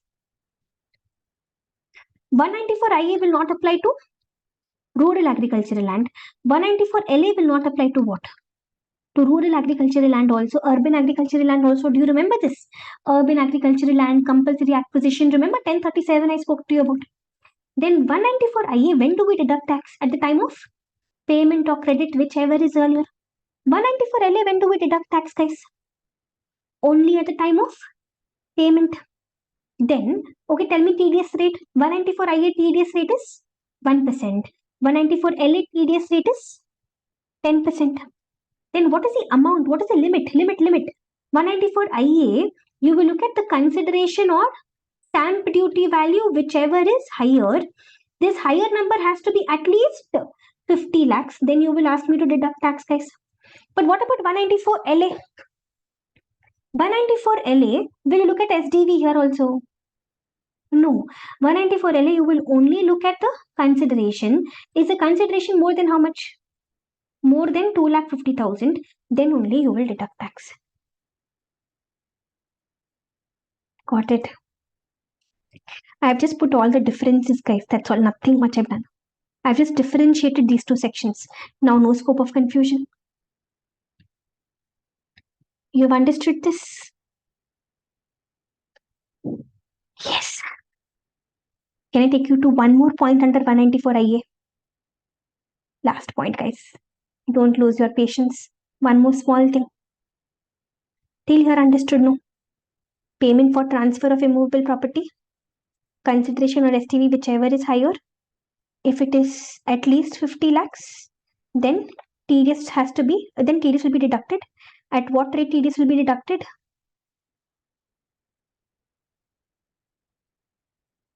At the rate of 1% TDS will be deducted.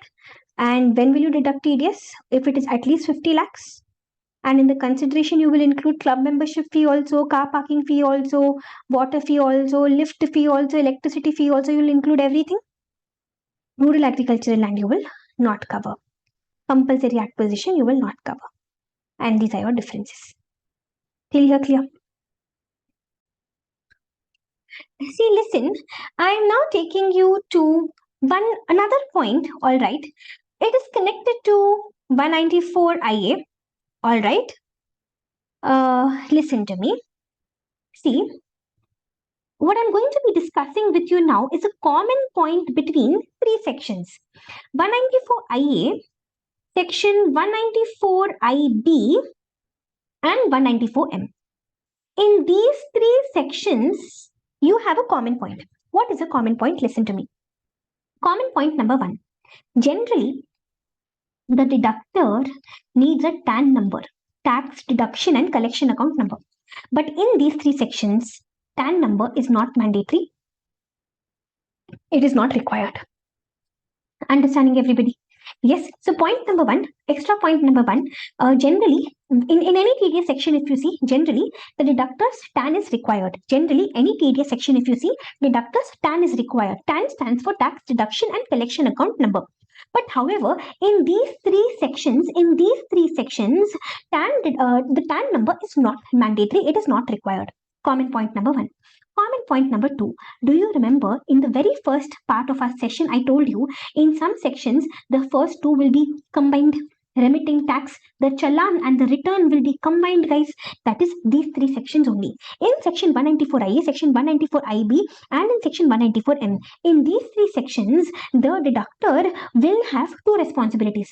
The two responsibilities are, see, the TDS challan and the TDS return, both will be combined into one responsibility, and the second responsibility will be giving the TDS certificate to the deductee. Okay, now the TDS challan and the TDS return are combined together, and this combination is called as challan cum statement. See, why statement? I'll tell you why. Because TDS return is also called as TDS statement. Are you listening? TDS return is also called as TDS statement. So the challan and the statement, challan and the return, these two steps are combined. So we will have one challan cum statement. All right, no need to do this separately. Both are combined into challan cum statement. So challan cum statement will be one responsibility. TDS certificate will be the other responsibility. Now, generally, do you remember what I told you? Challan has to be filed. The payment has to be made monthly. Return has to be filed quarterly, right? But here in these three sections, it will be a little different. We will have to see what is the end of the month of deduction. Listen to me first. I'll give you one example after that.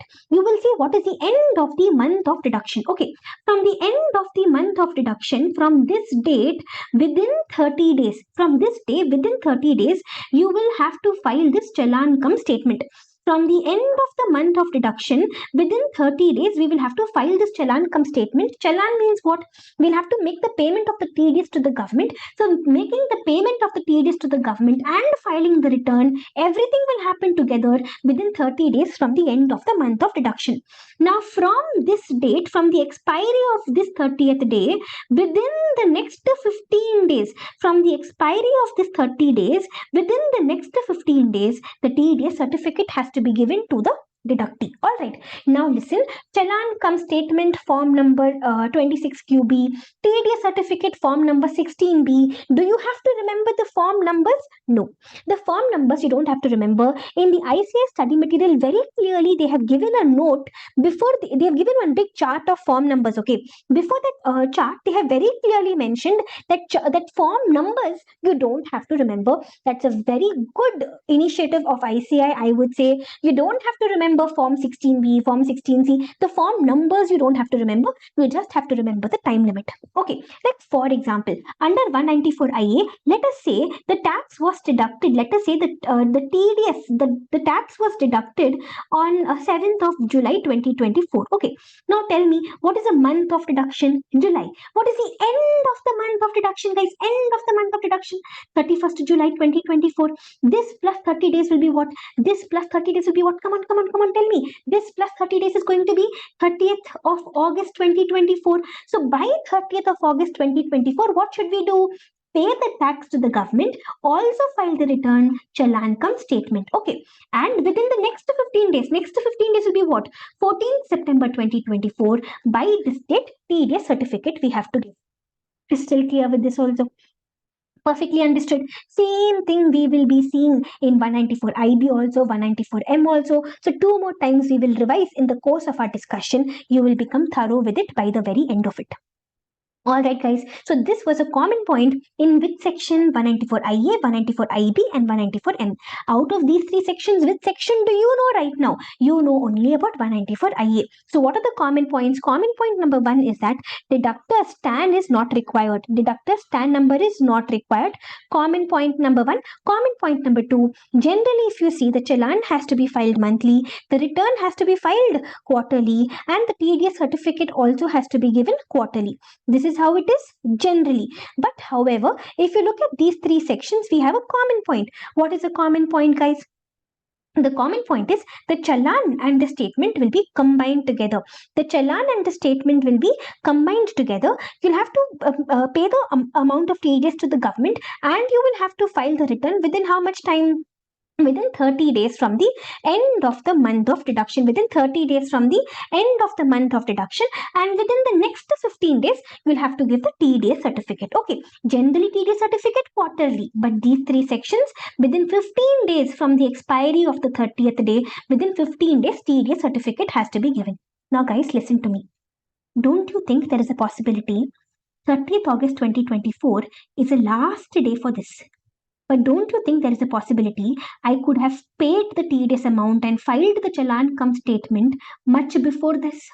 Like on 20th August itself, before time itself, I could have finished all this. Then tell me, this 15 days time limit will start from when? See, if I have to give TDS certificate, the 15 days time limit to give TDS certificate will start from the expiry of the 30th day only. Are you understanding? Which means even if I file the challan cum statement, let's say I am getting 30 days time. No, let's say on 20th day itself I am filing. Still, TDS certificate time, how much, when will it start? When can I give the TDS certificate? Within 15 days from the expiry of the 30th day. Which means even if I file the challan cum statement on the 20th day, still the last day to give TDS certificate will still be what? 14 September 2024 only. Are you understanding? I will get 15 days to give TDS certificate. But 15 days from when? 15 days from the expiry of the 30th day. I could have done the filing of challan cum statement any time in between. Doesn't matter. To give the TDS certificate, I will get 15 days time. 15 days from when? From the expiry of 30 days. It's still clear, everybody. Perfect now. Yes, this is it with 194 IA, 194 IA, IB, and 194M. Common point also we have spoken about. Can I take you to the next section now? Yes, come on, everybody. Our next section is section 194N. Come on, sit up straight. You're not getting tired already. We have a long way to go. Come on, give me the best that you can. Section 194N, 194N, which is relating to cash withdrawals. Section 194N, which is relating to cash withdrawals. Listen carefully. Very easy section. We have a bank, BCP, bank, cooperative bank, or post office. I have an account over here. So I become an account holder. I have an account in the bank, in the cooperative bank, or in the post office. In that account, my own money is there. My own money only I am withdrawing. But tell me, is the government happy if you're withdrawing cash? No. So the government wants to demotivate you from withdrawing cash. That is why government is saying, listen, account holder. Yes, we know. Your own money you are withdrawing. Yes, we know. But still, if you withdraw cash, BCP will become the deductor. You will become the deductee, and under 194N, they will deduct tax. But when will they deduct tax under 194N? Only at the time of payment, which means when you're withdrawing the cash, that time they will deduct the tax and they will let you withdraw only the balance. Tell me, at the time of payment, where else you saw? At the time of payment, only in one more place you saw. Which place? 194 LE. Very good, guys. 194 LE. Compulsory acquisition. That section. Okay, so listen, BCP, bank, cooperative bank, or post office, you're withdrawing cash from here. When you're withdrawing cash from here, at that time, BCP will become the deductor and the account holder will become the deductee. Okay, guys. Now listen, at what rate will they deduct tax and what other limits? That's going to be our next discussion. See, there's a very unique point in 194N. Okay, we will have to see the history of the account holder. We'll have to see, is he a defaulter person or is he not a defaulter? Is he not a defaulter or is he a defaulter? Now, if he's not a defaulter, then if he's withdrawing up to 1 crore, see, I will not deduct TDS. But if he is withdrawing more than 1 crore, then I will deduct TDS at what rate? At the rate of 2%, but 2% of the excess. Tell me, in any other section till now, have you seen excess? No. This is the first place where you have come across where I'm talking about excess. Are you understanding? In TCS and all, in many places you have excess. In TDS till now, first place you have seen excess. I will deduct tax only of the excess. So I'll give you one simple example, okay? You tell me, compulsory acquisition. I'll help you understand better. Compulsory acquisition, what's the limit? If it is more than 2,50,000 consideration, then we deduct tax, guys. Now, for example, let's say the consideration is 3 lakh. Okay, if the consideration happens to be 3 lakh, will you deduct tax 3 lakh into 10%? Or whatever is the excess above the limit, 50,000 into 10%. Which of the two is correct? Tell me. The first one, no. 3 lakh into 10%. You will deduct tax on the whole amount. You will not deduct tax only on the excess. You will deduct on the whole amount. So this is how we do in every section. Okay. But only in 194N, what will we do? Like for example, in 194N, if I am going to withdraw 1.20 crore, then on 1 crore, you will not deduct tax. What is the excess above 1 crore? 20 lakhs, guys. On the 20 lakhs, only 2% you will deduct. Now understood? Yes. So in all the other sections which we have seen till now, if our amount is exceeding the limit, on the whole amount we will deduct tax. Only in 194, and what will we do? Only on the excess we will deduct tax. Correctly, everybody grasped this point. Yes, but however, interesting point is, what if the account holder is a defaulter? If the account holder is a defaulter, then in that case, up to 20 lakh, no TDS. If he's going to withdraw up to 20 lakh, no TDS. Okay. If he's going to withdraw more than 20 lakh, but up to 1 crore, then 2% TDS. 2% of what? 2% of excess. Okay. And if he's going to withdraw more than 1 crore, then how much TDS? Then 5%. 5% of what? Same 5% of excess.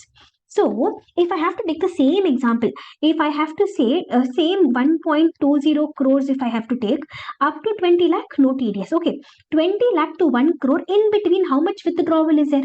In between 80 lakh withdrawal is there, guys. So, 80 lakh into 2%, and how much is above 1 crore? 20 lakh is above 1 crore, no? So, 20 lakh into 5%, this much TDS. You're understanding? Now, everything else I'm sure you would have understood, but tell me, the only thing which you might be wondering right now is, who is this defaulter? Right? Who is this defaulter? Right, guys? Listen to me. Your examination, May 2024 examination, November 2024 examination. What is the previous year? The previous year is 23-24. No. Leave 23-24. Leave 1 year before that also. Which means which section which year I'm asking you to take. See, leave 23-24. Preceding previous year is 22-23. Leave that also. Go 2 years before that, which means which preceding previous year I'm asking you to see? 21-22. 21-22 you see. 2021 you see. And 19-20 you see. This assessee for 21-22 also did not file ITR. 2021 also did not file ITR. 19-20 also did not file ITR. X 3 times you're having. What will he become? He will become a defaulter assessee. Understood? Which year you will see? Did you understand? You will not see 3 preceding previous year. You will leave the preceding previous year 2 years back and 3 years. You will go 2 years back and then you will take 3 years. You will go 2 years back and then you will take 3 years. You understood? You will not take the immediately preceding previous year 22-23. Your previous year is 23-24. You will not take that. Your immediately preceding previous year is 22-23. You will not take that. You will go 2 years back. And then you will take 3 years. So 21-22, 2021, 19-20. All these years, if you see, assessee did not file ITR. Okay, you must have XXX, only then he will become defaulter. Guys, what if it is like this? Then also will you call him defaulter? No. Even if one of the years he files ITR, he is not defaulter. Understood, Shakti? Only if you have XXX, all 3 years did not file ITR, only then you will call him defaulter. He has to be defaulter max. Defaulter max means what? Did not file ITR at all. Even 1 year if he is filing ITR, then he is not defaulter. When will you call him defaulter? You will call him defaulter only if all the 3 years XXX did not file ITR at all. Understood this also, everybody? Yes, one last point. Not too important from your examination point of view, but just remember in case of MCQs, if this account holder happens to be a cooperative society, then your limit will be 3 crores. Instead of 1 crore, your limit will be 3 crores. That's all. Okay, so this was section 194N. Guys, tell me, what is the unique point about 194N? The unique point about 194N is I will deduct tax on the excess. Understood, everybody? What is the unique point about 194N? The unique point is I will deduct tax on the excess. Thorough with the section also. Can I close this section, guys? So under 194N, if you see, I am withdrawing cash from BCP. At the time of payment, they will deduct tax. If the account holder is not a defaulter, only if the withdrawal is more than 1 crore, they will deduct tax at the rate of 2% of the excess. If the account holder is a defaulter, up to 20 lakh no TDS, 20 lakh to 1 crore, there will be 2% of the excess, and more than 1 crore, there will be 5% of the excess. Okay, keep in mind whether I'm withdrawing from savings account or current account, doesn't matter. All right, let's say I am withdrawing. Everybody listen carefully. I'm going to discuss with you about 2 extra points relating to 194N. I have in ICICI Bank itself, I have savings account and I have current account. I am withdrawing from both. Okay, and I also have a savings account in HDFC Bank. So tell me, will you see ICICI, HDFC both put together? When you're doing the 1 crore limit, 20 lakh limit, will you look at both put together? No. ICICI Bank limit separately, HDFC separately. Okay. When you're seeing ICICI Bank limit 20 lakh, 1 crore when you're calculating, will you take savings account separately and current account separately? No. ICICI Bank, savings account, current account, everything put together. HDFC savings account, current account, everything put together. Each bank separately, you will apply the 1 crore limit, the 20 lakh limit and all. You will apply for each bank separately. I am an account holder here also. I am an account holder here also. From both, I am withdrawing cash. ICICI will do its own calculation. HDFC will do its own calculation. In ICICI, I am having an account, savings account also, current account also. ICICI will do calculation of both put together. Okay, but ICICI separate calculation, HDFC separate calculation, separate 1 crore limit here, separate 1 crore limit here. All right, crystal clear now, no confusion. Yes, now I am taking you to the next set of sections, guys. So we've learned a good number of sections already. Listen to the next set of sections. The next set of sections, I'm going to be discussing three interconnected sections back to back. I'm going to be discussing with you section 194D, section 194G, and section 194H. These 3 sections, a common point is all the 3 sections are connected to commission. Okay, so all the 3 sections we will discuss together. All right. First of all, we are going to be discussing about section 194D.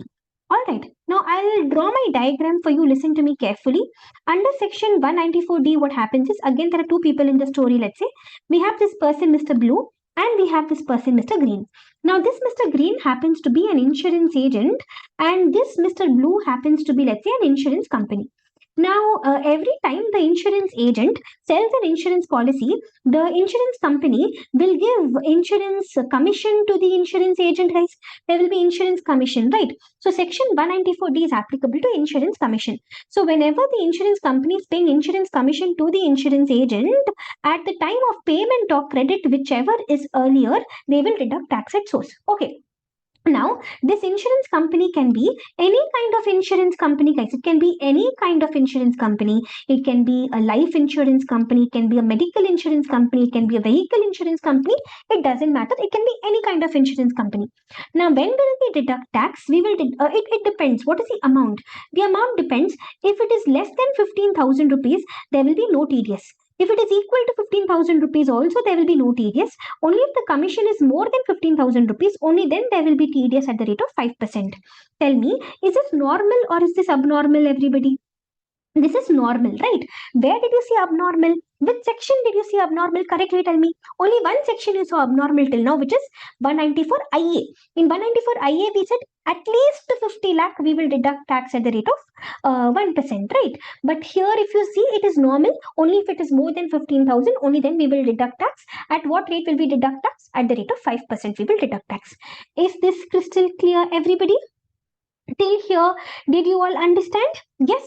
However, there is one small catch over here. Do you agree that the insurance agent becomes a deductee and the insurance company will become the deductor, guys? Yes. So, if this deductee happens to be a company, if the deductee happens to be a company, are you listening, everybody? If the deductee happens to be a company, then the TDS rate is going to become 10%. Otherwise, generally, what is the TDS rate? 5%. But only if the deductee happens to be a company, then the TDS rate will be 10%. If the deductee happens to be a company, then only the TDS is going to be 10%. This is section 194D. Can I now take you to 194G, everybody? 194D, everybody understood, right? Yes, listen now. 194G, I'm first copying the same thing as it is, okay? I'll show you where exactly the differences are.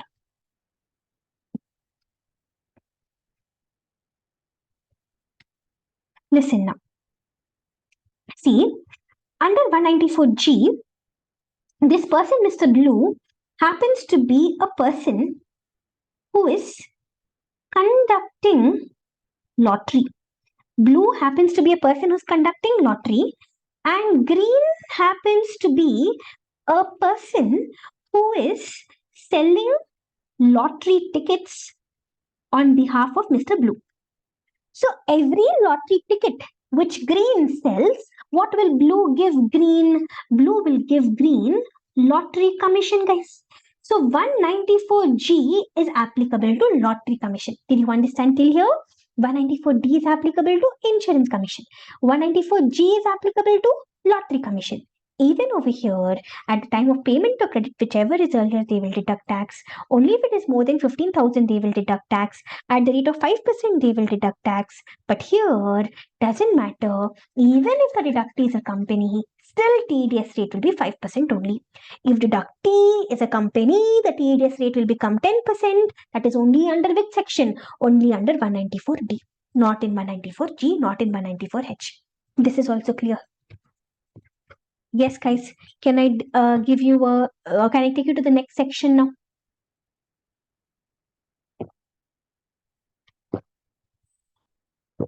Listen, guys. This was section 194G. Now I'm taking you to the next section, which is section 194H. Guys, 194H. Does something come to your mind? 194H. Come on, tell me. Very good. R hijack section, guys. It will be an R hijack section. And in the R hijack sections, what are the sections you've already seen? You've learnt about 194I, 194J, 194A, 194C, 194H is missing, right? So 194H is what will get covered now. Once we finish 194H, you will be left only with 194R. Okay. Now listen, in 194H, what happens is this person, Mr. Blue, happens to be the principal, okay, and this person, Mr. Green, happens to be Blue's agent. All right, so Blue is going to of course give commission to this agent, but this commission is any other commission. Any other commission means what? See, if it is insurance commission, it will get covered under 194G. If it is lottery commission, if it is insurance commission, it will get covered under 194D. If it is lottery commission, it will get covered under 194G. If it is any other commission, welcome to section 194H. Okay, now however, this is an R hijack section. So do you remember R hijack section? Problem is for whom? Problem is for the deductor. We'll have to see who the deductor is. Is the deductor an individual or HUF, or is the deductor any other person? If the deductor happens to be individual or HUF, we will deduct tax only if preceding previous year turnover is more than 1 crore or preceding previous year gross receipts are more than 50 lakhs. Crystal clear, everybody? Everything else remains the same over here. At the time of payment or credit, whichever is earlier, we will deduct tax. Only if more than 15,000, we will deduct tax at the rate of 5%. Even if the deductee is a company, still TDS rate will be 5% only. If deductee is a company, the TDS rate will become 10%. Only in which section? Only in section 194D.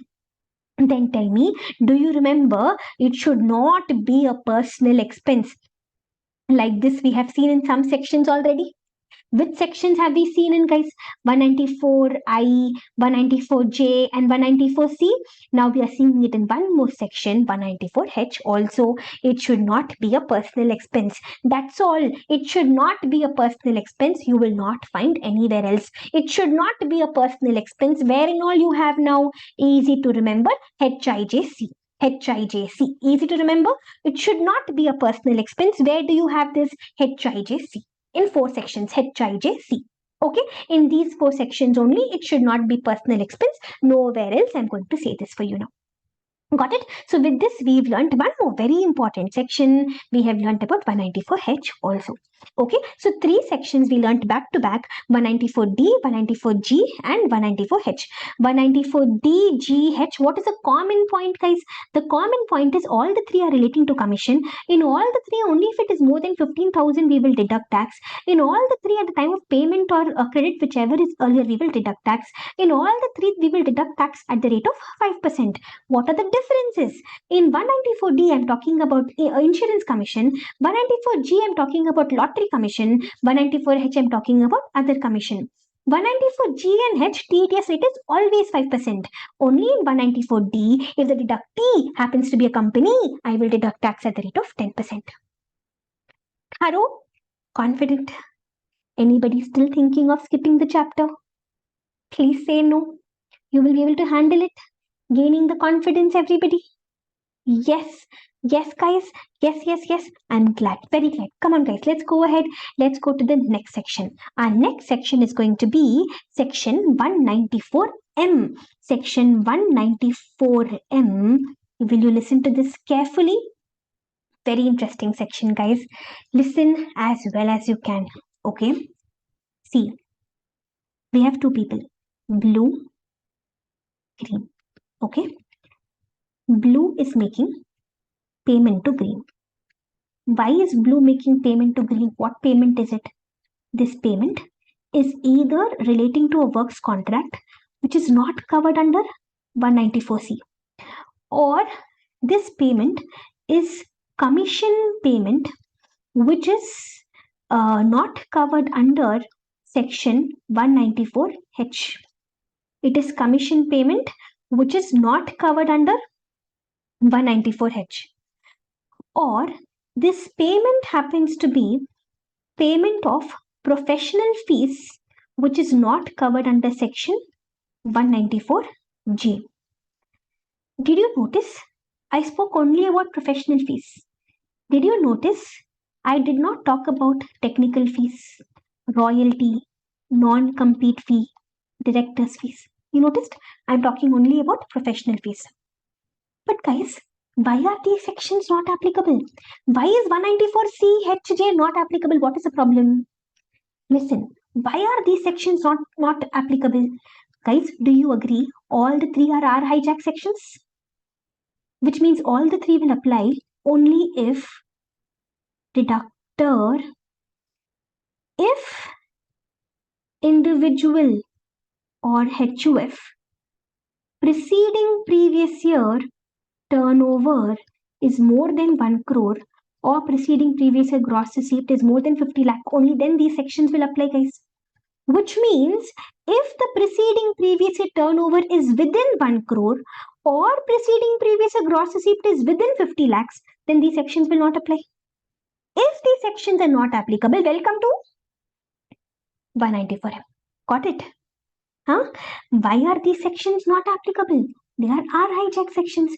They will apply only if turnover gross receipt numbers are fulfilled. Which means if turnover gross receipt number is not fulfilled, I can't apply these sections. Welcome to 194M.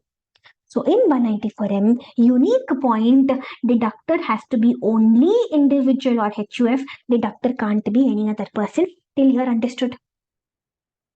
Then, do you remember in 194CHJ, one more common point is there, guys. One more common point is there. If it is personal transaction, 194CHJ will not apply. So if it is personal transaction, 194CHJ will not apply. Welcome to 194M. Now listen, stop whatever you're doing and listen to what I'm telling you. See, in between these two, did I put the word and? No, I am going to put the word or. Did you listen to what I said? Am I saying the turnover has to be within 1 crore and it should be a personal transaction? Am I saying that? No. Very common mistake in the examination. I am putting the word or, which means why is 194CHJ not applicable? Either because turnover gross receipt is less or because personal transaction. Which means, do you agree there is a possibility turnover gross receipt is good enough, but personal transaction? That is why these sections not applicable. That is why welcome to 194M. Possible? Yes, possible. Understood? Yes, guys. Now listen. What are the limits over here? We'll have to see the aggregate. Aggregate means what? Works contract payment, commission payment, professional fees, everything put together. If it is less than 50 lakhs, we will not deduct tax. If it is equal to 50 lakhs, we will deduct tax at what rate? At the rate of 5%. If it is more than 50 lakhs, also, sorry, I made a mistake. If it is equal to 50 lakhs, we will not deduct tax. Only if it is more than 50 lakhs, we will deduct tax at what rate? At the rate of 5%. Tell me, normal, abnormal? Normal. Tell me, same 50 lakhs number, where else you saw? Same 50 lakhs number, where else you saw? Guys, don't write normal, abnormal and all in the examination, okay? Nobody will understand. This is only our discussion, okay? Only for us to remember things better. You don't write normal, abnormal and all in the examination. Tell me, the same 50 lakhs number, where else you saw? In 194 IA. Same 5%, where and all have you seen? Correctly tell me. 5%, where else have you seen 5%? According to me, you've seen 5% in 4 places. 194D, 194G, 194H, your commission sections, and also 194N you saw, no? 5% cash withdrawal. There also it was 5%. Able to recall? Yes.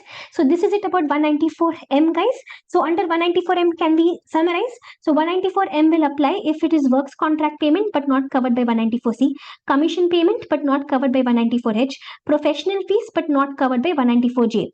Did you notice it will not apply to technical fees, royalty, non-compete fee and all? It will apply only to professional fees. Do you remember what is professional fees? Yes, professional fees means specified professionals and also professions relating to sports. But who are the 3 excluded? Teacher, sculptor, painter. Okay, and when will 194M apply? When 194CHJ are not applicable. Why is 194CHJ not applicable? Either because turnover gross receipt number is less or because personal transaction. And 194M will apply only if the deductor is individual or HUF. Tell me, in any other section till now, have you seen only individual or HUF deductor? No, nowhere else. This is the first time we are seeing that deductor has to be only individual or HUF. Then guys, do you remember I've already taught you one common point between 194 IA, 194 IB and 194M? Do you remember Challan come statement? Challan come statement you will file within how many days? Within 30 days from the end of the month. And from the expiry of the 30th day, within how much time you will get the TDS certificate? TDS certificate within 15 days. Is TAN required or not required in 194M? It is not required. Thorough guys, simple discussion. Everybody is crystal clear, right? Easy section, section 194M. Can I take you to the next section? See, before I take you to the next section, one small concept I want to let you guys know. Any TDS section for the matter. Any TDS section for that matter. Can the government be deductor? Yes. Can the government be deductee? No. Are you crystal clear with this? Any TDS section, if you see, government can be deductor, but can the government be deductee? No. Understanding. One small question can I ask you at this stage? Will you try answering? Let's say I paid professional fees to a doctor. He treated me, medical treatment. I paid him professional fees, 5 lakh rupees. Under which section will you think of deducting tax?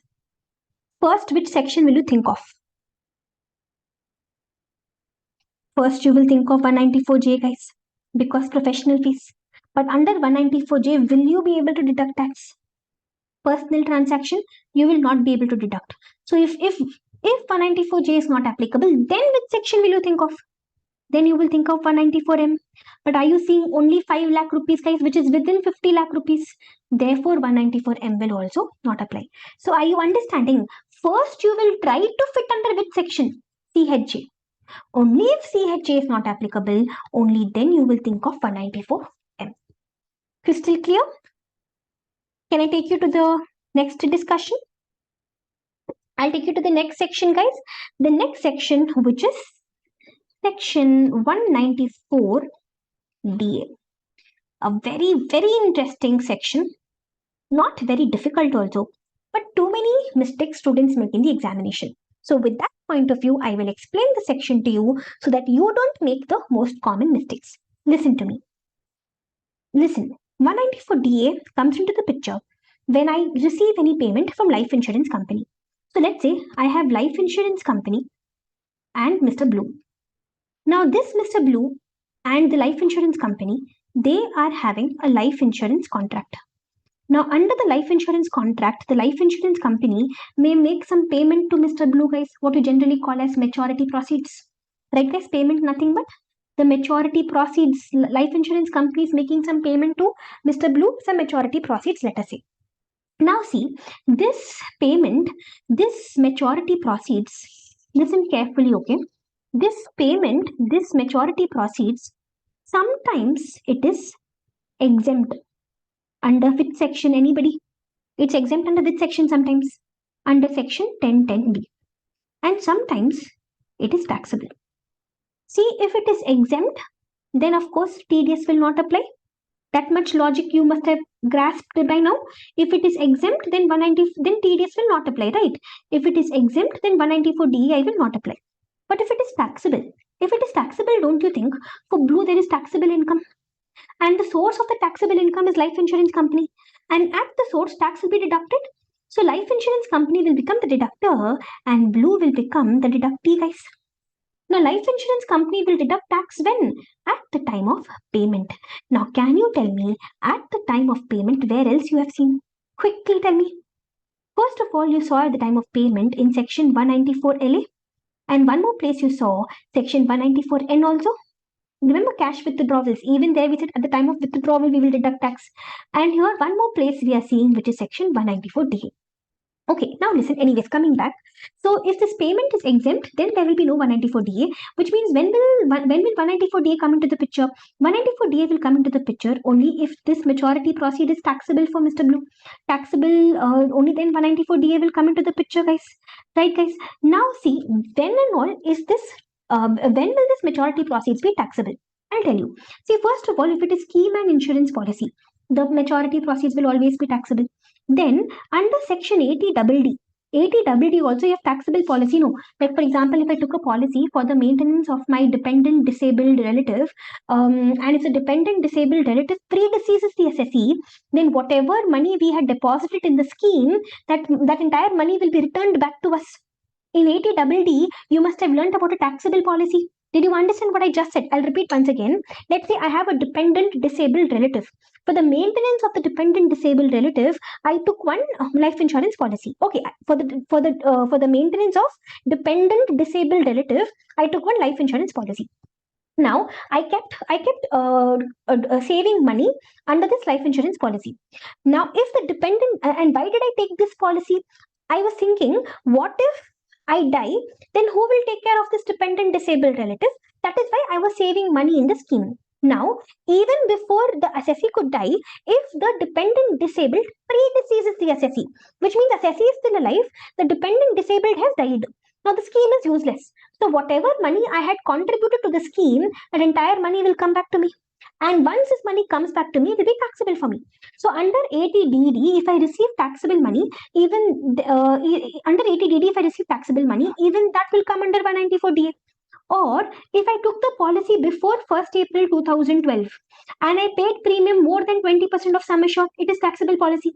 Or if I took the policy, let us say, on or after 1st April 2012 and I paid premium more than 10% of sum assured, it will become taxable policy. Or let's say I took the policy on or after 1st April 2013 on the life of a person who is either disabled or he's suffering from a disease and I'm paying premium more than 15% of sum assured, then also it will become a taxable policy. But however, keep in mind, under these three, under the last three, and one more point, guys, one more point, we can add one more. If the policy is taken on or after 1st April 2023 and the aggregate premium is more than 5 lakh, the new point, guys, the new 5 lakh number which you must have seen in 1010D also, I've put up the video on this point alone. I'm hoping everybody has seen it. It's a very important amendment applicable to May 2024 examination. So in these four, if you see, if the maturity proceeds are received upon death, then it is going to be exempt. You know about it, right? We had spoken about it even in the amendment session. If under these four, even if it is more than 20, 10, 15 or 5 lakh, even if it is more than these limit, even if the premium is more than these limits, if the maturity proceeds are received upon death, then it's going to be fully exempt. So if it is exempt, will you deduct tax under 194DA? No. If it is exempt, then will you deduct tax under 194DA? Then you will not deduct tax under 194DA. You will deduct tax under 194DA only if it is taxable. So can I say 194DA condition 1 is that the policy has to be a taxable policy? First of all, do you agree with this? First condition is that it has to be a taxable policy, guys. Now listen, we will see how much is this payment. If this payment happens to be less than 1 lakh, there will be no TDS. If this payment is equal to 1 lakh, then TDS will be at the rate of 5%. Also, if it is more than 1 lakh, TDS will be at the rate of 5%. Now tell me, normal or abnormal? At least 5 lakh, at least 1 lakh, there will be TDS at the rate of 5%. This is abnormal, guys. What are the other abnormal sections you've seen? Where else have you seen at least? Very good. In 194 IA, there also we saw at least 50 lakhs we will deduct tax. And here also in 194 DA also we are saying at least 1 lakh we will deduct tax. Are you noticing? Yes, two abnormal sections you have seen so far. Now listen, TDS will be 5%, but 5% of what? TDS will be 5%, but 5% of what? TDS will be 5% of the net amount. So I'll have to calculate the net amount. Net amount into 5%, that's going to be our TDS. Now you will be wondering that what is this net amount? See, net amount is nothing but how much payment have we received? What is the payment which Blue has received minus? See, it's an insurance policy. So all these years he would have paid premiums, guys. So payment received minus premium paid. Whatever is the net amount, that net amount into 5% TDS will be applicable. Okay. So the two conditions is that condition number 1, it has to be a taxable policy, and condition number 2, the amount which we are receiving from the insurance company has to be at least 1 lakh. I have two conditions. If both these conditions are fulfilled, then 194 DA will apply. Now, if 194DA will apply, 194DA will apply on what? On the net amount. Net amount means what? What is the payment which we are receiving minus all these years, how much premiums did we pay? The net number that we get, that net number into 5%, that is going to be your TDS amount. Is everybody crystal clear with this discussion also? Easy, guys, simple. Yes, this is it with 194DA. I'll give you one small example now. Will you try to answer? Yes, guys, let us say it was a taxable policy. Listen to the example and then I'll give you a revision of the whole section once again. Let us say it was a taxable policy. Okay, and the maturity amount which I received was 1,20,000 rupees. So what will you do now? From 1,20,000 rupees, you will subtract whatever premiums I had paid, guys. I had paid 40,000 premium, let us say. So the net number is 80,000 rupees. Tell me, will there be TDS? 80,000, guys, which is less than 1 lakh. So will there be TDS? Come on, tell me. The net number is 80,000. Will there be any TDS?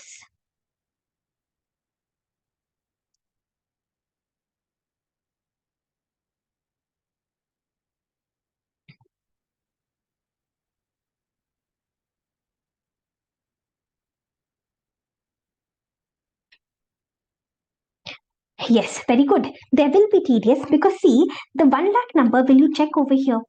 No. 1 lakh number, where will you check? I was trying to confuse you. 1 lakh number, where will you check? Maturity amount. See, condition number 1, it has to be a taxable policy. And condition number 2, the maturity amount has to be at least 1 lakh. Both the conditions fulfilled, guys. Which means I can conclude that 194DA is applicable. So if 194DA is applicable, I will find the difference. The difference into 5%, this is going to be my TDS number. Did you all understand this? Yes, so this is the most common mistake I'm telling you about. That is why when we know that a mistake is possible, we have to ensure that we don't make the mistake. How will we ensure that? By making rules for ourselves. So what rule have we made for ourselves in 194DA? We have made two rules for ourselves. Rule number 1, it should be a taxable policy. Rule number 2, amount should be at least 1 lakh. This amount has to be at least 1 lakh. If both the conditions are fulfilled, 194DA will apply. I'll see the net amount. Net amount may be less than 1 lakh or more than 1 lakh. Will that matter to you? That will not matter to you. Whatever is a net amount, 5% of that will be your TDS. Story over. Can I give you a revision of the whole section now? Can we do this, guys? Let's do a revision of the whole section. Section 194DA. Now, under section 194DA, we learned point number 1 that any payment which I get from life insurance company, at the time of payment, life insurance company will deduct tax. Okay, but this section will come into the picture only if it's a taxable policy. So if this payment is exempt under 1010D, then no 194DA. Only if this payment is taxable, only then 194DA will come into the picture. But when will this payment be taxable? If it is KMIP, this payment will be taxable. If ATDD taxable policy, this payment will be taxable. If the premium is more than 10, 15, 20, this payment will be taxable. Or if the policy was taken on or after 1st April 2023 and if the premium is more than 5 lakh, then also this payment will be taxable. But in these 4 cases, if I am receiving payment only upon death, then it is going to be exempt. If it is exempt, then 194DA will not apply. Condition 1, it is taxable policy. Only if it is taxable policy, only then 194DA will apply. Condition number 2, how much money am I receiving from the insurance company? It has to be at least 1 lakh. Only if it is at least 1 lakh, there will be TDS. At what rate, guys? TDS will be at the rate of 5%. But 5% of what? 5% of the net amount. So net amount means we'll see how much payment we're receiving from the insurance company minus how much premiums did we pay in the past. We will see this net amount. This net amount into 5%, this is going to be a TDS amount. Thorough with this. Did you understand this taxable part? Yes, condition 1, it has to be a taxable policy, which means this payment should not be exempt under 1010D. If it is exempt under 1010D, then 194DA will not apply. Only if this payment is taxable, only then 194DA will apply. So condition 1, it has to be taxable, and condition 2, the amount has to be at least 1 lakh rupees, only then 194DA will apply. Please keep in mind whether the net amount is less than 1 lakh or more than 1 lakh, that doesn't matter. And abnormal. 5% at the time of payment. All right, can we close this section also, everybody? Yes, let's go to the next section, guys. Our next section is going to be section 194B, BB, and BA. 3 sections together we will discuss. But before we go to that, I'll just give you one small understanding. See, listen, if the tenant is giving rent to the landlord. Okay, the tenant will deduct tax, guys. Do you agree? Tenant will become the source of the income. No, tenant will become the land deductor and the landlord will become the deductee. But if the landlord's total income is within basic exemption limit, then do you agree the landlord's tax liability will be zero? So if the tenant still deducts tax, what will happen? If the tenant still deducts tax, what will happen? Unnecessarily, deductee will say tax liability zero minus TDS credit, government give refund. Able to connect with what we learned in the very first part of our session today. If the landlord is saying my total income is within basic exemption limit, my tax liability is zero. So tenant, even if you deduct tax liability is zero minus TDS credit. So I'll get a negative number. Zero minus a number, I'll get a negative number. So I'll unnecessarily have to claim refund. So in such cases, the deductee can give to the deductor sometimes form 15G and sometimes form 15H. 15H he can give only if he's senior citizen or super senior citizen. 15G he will give only if he's any other person. If the landlord gives form 15G or form 15H, then the tenant will not deduct tax. Understanding? This is it about our discussion with respect to one small discussion I wanted to have with you in between relating to form 15G, form 15H. So if the deductee gives a declaration in 15G, 15H, declaration saying that his total income is within basic exemption limit, so his tax liability will be zero. If he gives this declaration, then the deductor will not deduct tax. All right, so this was our learning with respect to form 15G and form 15H. If this form is given, then through this form deductee is declaring that his income is within BEL, so his tax will be zero. So please don't deduct tax. He is giving that declaration. So if he gives this declaration, a deductor will not deduct tax. All right, so this is applicable in some sections. It is not applicable in every section. You can see the list of sections from your ICI study material. Not spending too much time on this. Have a look at the list of sections in which 15G, 15H can be given. 15G, 15H cannot be given in every section. It can be given only in some sections. Ensure that you have a look at the list from your material. Okay, I am now taking you to the next section. Ready? What are all the sections we've learned till now? Tell me first. We've learned about section 194A. Then we've learned about 194C. We've learned about 194D, G, H. Then we have learned about section 194DA. We have learned about section 194I. We have learned about 194IA. We have learned about 194J. We have learned about 194LA, 194M, and 194N. Right? Any other section that I've missed? This is it with all the sections that we have learned, right? Now, could you quickly tell me 194A is about what? One quick revision. Come on. 194A is with respect to interest. Interest other than interest on securities. What is 194C about? Works contract. 194D, G, H, all the three commission. D is with respect to insurance commission. G is with respect to lottery commission. H is with respect to all other commission. 194DA, maturity proceeds which we are receiving from insurance company. 194I, rent. 194IA, payment for transfer of immovable property. 194J, professional fees, technical fees, royalty, non-compete fee, director's fees, all that. What about 194LA? What is 194LA? 194LA is with respect to compulsory acquisition. What is 194M? If it is works contract or commission or professional fees, but not covered by 194 CHJ, then 194N is with respect to cash withdrawals. Remember it all? Everybody is able to recall? Are you able to keep up with the speed? Are you able to recall all of this along with me? If yes, that itself would have boosted your confidence.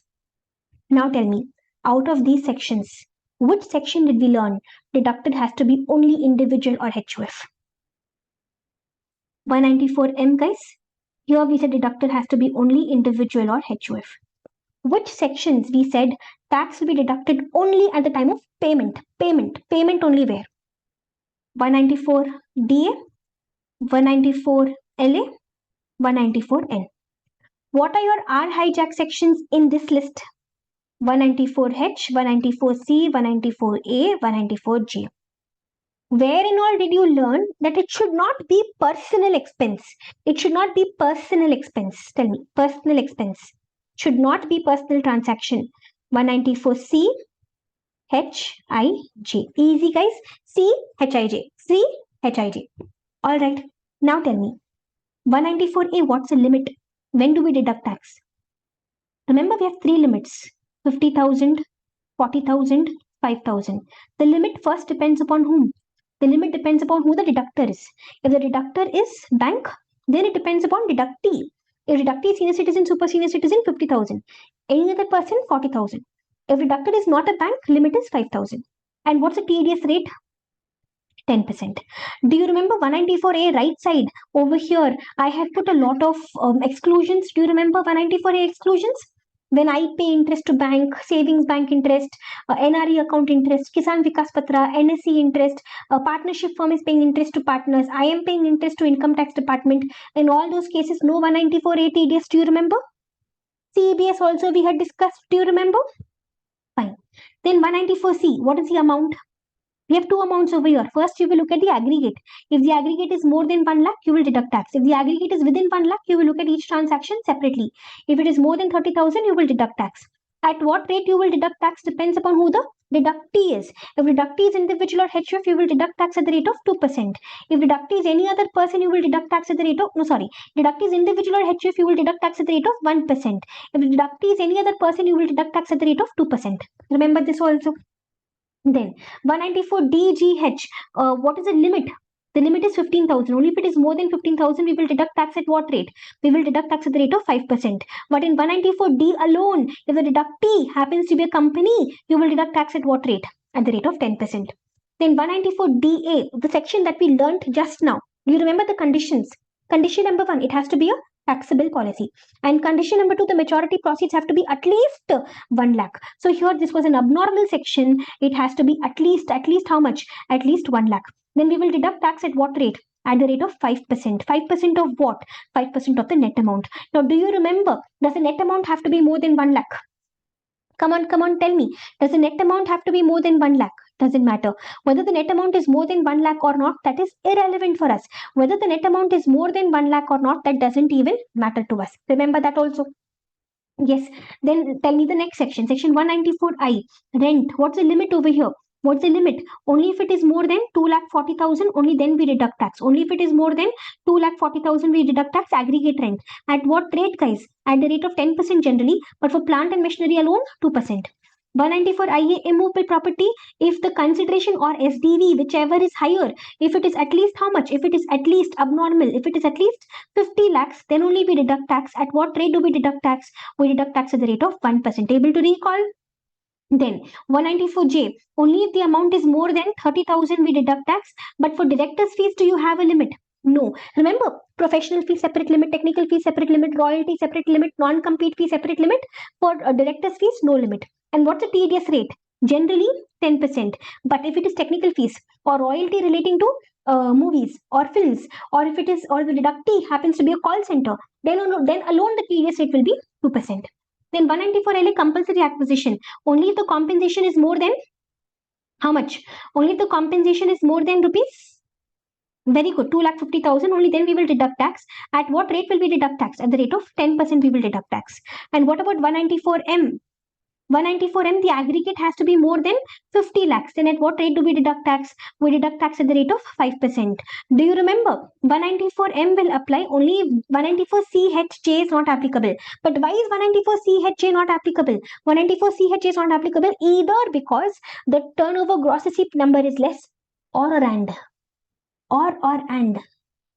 Or very good, guys, very good. Either the turnover gross receipt number is less or it is a personal transaction, right? And 194N, at what rate we will deduct tax? At 2%. 2% of what? What's a special point? 2% of the excess. But when will we deduct tax? Either the amount is more than 1 crore, we will deduct tax, or if the account holder happens to be a defaulter, then more than 20 lakh up to 1 crore also we will deduct tax, and more than 1 crore also we will deduct tax. Understood? Yes, I completed half the sections and gave you revision till here. Thorough, guys.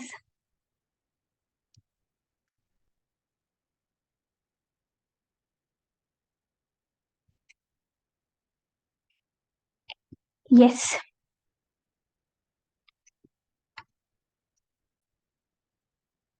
So taking you to the next set of sections now, we're going to be talking about two interconnected sections back to back. And that is section 194B, section 194BB, and a newly introduced section, section 194BA. Okay, now all the three sections, they are very similar to each other. 194B, we're talking about winnings from lottery or card games or any crossword puzzles or betting or any other game. See, there's a very common confusion that students generally have. Students think that this any other game, we're talking about only luck based game. But no, we're talking about luck based games also, we're talking about skill based games also. Like for example, if you go into, Kaun Banega Crorepati or Dance India Dance, they're all skill based competitions, skill based contests. But even there, they deduct tax under 194B. You're understanding? So we're not talking about only luck based games, we're also talking about skill based games. So under section 194B, we're talking about lottery winnings, card game winnings, betting winnings, or any other games, whether skill based or luck based. In 194BB, we're talking about winnings from horse races. Horse race winnings is what we're covering here. 194BA, here we're talking about net winnings which we have from online games. All right. So these are your three sections: 194B, 194BB, and 194BA. Now, when will we deduct tax? If the winnings are less than 10,000, then we will not deduct tax. If the winnings are equal to 10,000, also we will not deduct tax. Only if the winnings are more than 10,000, only then we will deduct tax. At what rate? 30% TDS we will deduct. Alright, tell me normal or abnormal? This is of course going to be normal, right guys? Only more than 10,000 we are deducting tax, so even this is going to be normal. Now listen, even in 194BB, you have the same limit, that if it is less than 10,000, no tax, equal to 10,000, also no tax, and only if it is more than 10,000, we will have tax at the rate of 30%. But in 194BA, there is no limit as such. There is no limit as such. We will straight away deduct tax at what rate? We will straight away deduct tax at the rate of 30%. Getting it? There is no limit as such. But if you look at the FAQs which the government have released, in the FAQs, they've clearly mentioned only if the winnings are more than 100 rupees, only then they will deduct tax. At what rate they will deduct tax? At 30%. So are you noticing in all the three, the TDS rate is the same, 30%. Only thing is, in 194B and BB, you have the 10,000 limit, but in 194BA, you don't have the 30,000, you don't have the 10,000 limit. Then when will you deduct tax? 194B, you will deduct tax at the time of payment. 194BB, also you will deduct tax at the time of payment. 194BA is slightly different. Whenever you withdraw your winnings, like for example, let's say Dream 11 online game, guys, you have some winnings from Dream 11. So when you're withdrawing your winnings at the time of withdrawal, or if you don't withdraw your winnings, then at the end of the year, they will see in your account balance how much are the winnings. From that, they will deduct tax. Okay, so 194B is at the time of payment, 194BB also at the time of payment, 194BA is slightly different. We will deduct tax either at the time of withdrawal or we will deduct tax at the end of the year. We will see in the account balance how much winnings we have. On that we will deduct tax. Okay, then listen. In case in all the three sections, there is one more common point. In case the winnings happen to be in kind, then what will we do? If the winnings happen to be in kind, like for example, if the winnings happen to be a car, then before releasing the winnings, if the winnings happen to be in kind, then before releasing the winnings, the person who is giving you the car, he will ensure that the 30% tax is paid. Like for example, let's say you won a lottery. Now now you're supposed to receive the car. So before they give you the car, you'll have to go pay 30,000 tax to the government. Show challan proof. See, I have paid 30,000 tax to the 30% tax to the government. Only then they will release the car to you. Okay. So if the winnings are in kind, before they release the winnings to you, whatever is the tax amount which you're supposed to pay, you first have to pay the tax to the government. Show challan, show proof of that payment. Only then they will release the price for you. Okay, so this was section 194B, BB, and BA, three interconnected sections. Did everybody understand? 194B is with respect to winnings from lottery, card games, betting, or any other game, whether luck based, whether skill based, doesn't matter. Only if it is more than 10,000, they will deduct tax at the rate of 30%. At the time of payment, they will deduct tax. 194BB is for horse race winnings.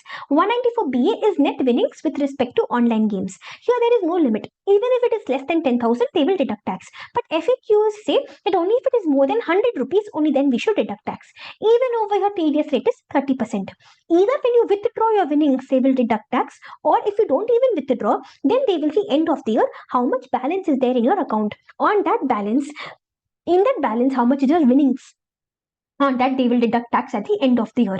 In all the three sections, if the winnings happen to be in kind, then the deductee has to first remit the deductee has to first remit the 30% TDS to the government. Show proof. See, I have paid this 30% TDS amount. Only then the price will be released. This is applicable only if the price happens to be in kind. Okay, guys, this was your 194B, BB, and BA. Now listen, we have section 206AA. 206AA is a section which I'm discussing with you now itself in between, because there is one point which is connected to section 194C. I had forgotten to tell you that in 194C discussion. So therefore, I want to discuss that leftover point with you. But for that point, you need 206AA knowledge. So therefore, I will give you 206AA knowledge first. Okay. Now, 206AA says that we have two people, right? The deductor and the deductee. The deductee has to give to the deductor either his PAN or his Aadhaar. Give at least one. Deductee, give the deductor either your PAN or your Aadhaar. Give at least one. But guys, deductee is neither giving PAN nor giving Aadhaar. Neither giving PAN nor giving Aadhaar. That is when 206AA comes into the picture. 206AA says, deductee, if you don't give PAN also, don't give Aadhaar also, then the TDS rate itself will change. TDS rate will now be whatever is the applicable rate, or 20%, whichever is higher. Like for example, in 194A, what's it? Or wait, let me take 194G. 194G lottery commission. What's the TDS rate, guys? 5%. So if the deductee is neither giving PAN nor giving Aadhaar, then the TDS rate, that is 5% or 20%, which is higher? 20% is higher. No, 20% TDS rate will apply. Did you understand? So if the deductee is neither giving PAN nor giving Aadhaar, then in that case, the TDS rate will change. The TDS rate will now be whatever is the applicable rate, or 20%, whichever is higher. Crystal clear with this also, everybody? Yes.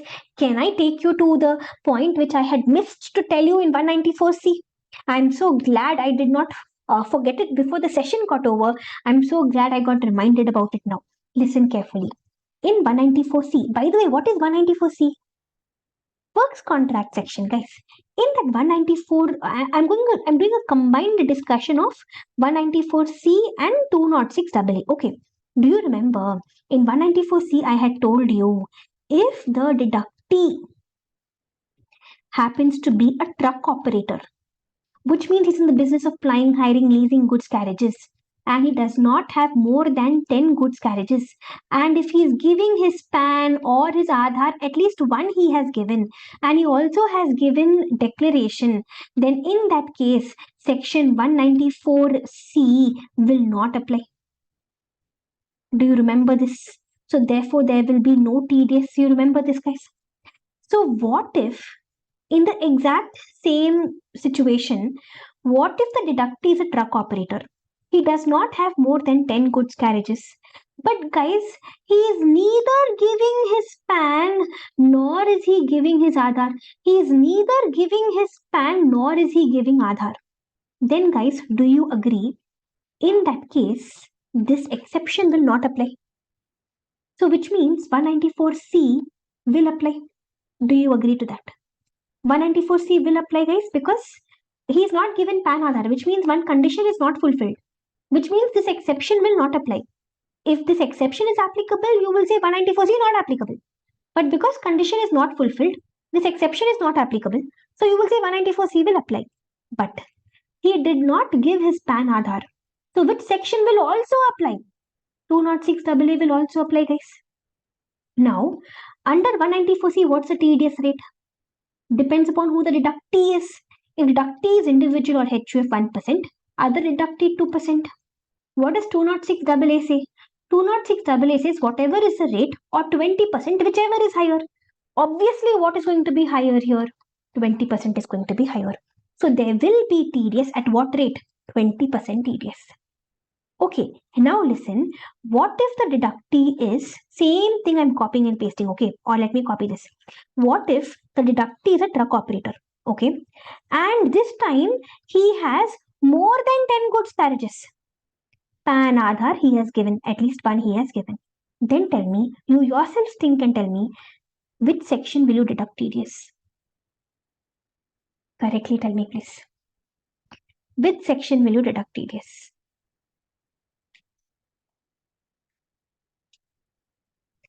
He's a truck operator. He has more than 10 goods carriages. PAN Aadhaar he is properly giving. Now what will you apply? First of all, do you agree 194C will apply? 194C will apply, guys. Why 194C will apply?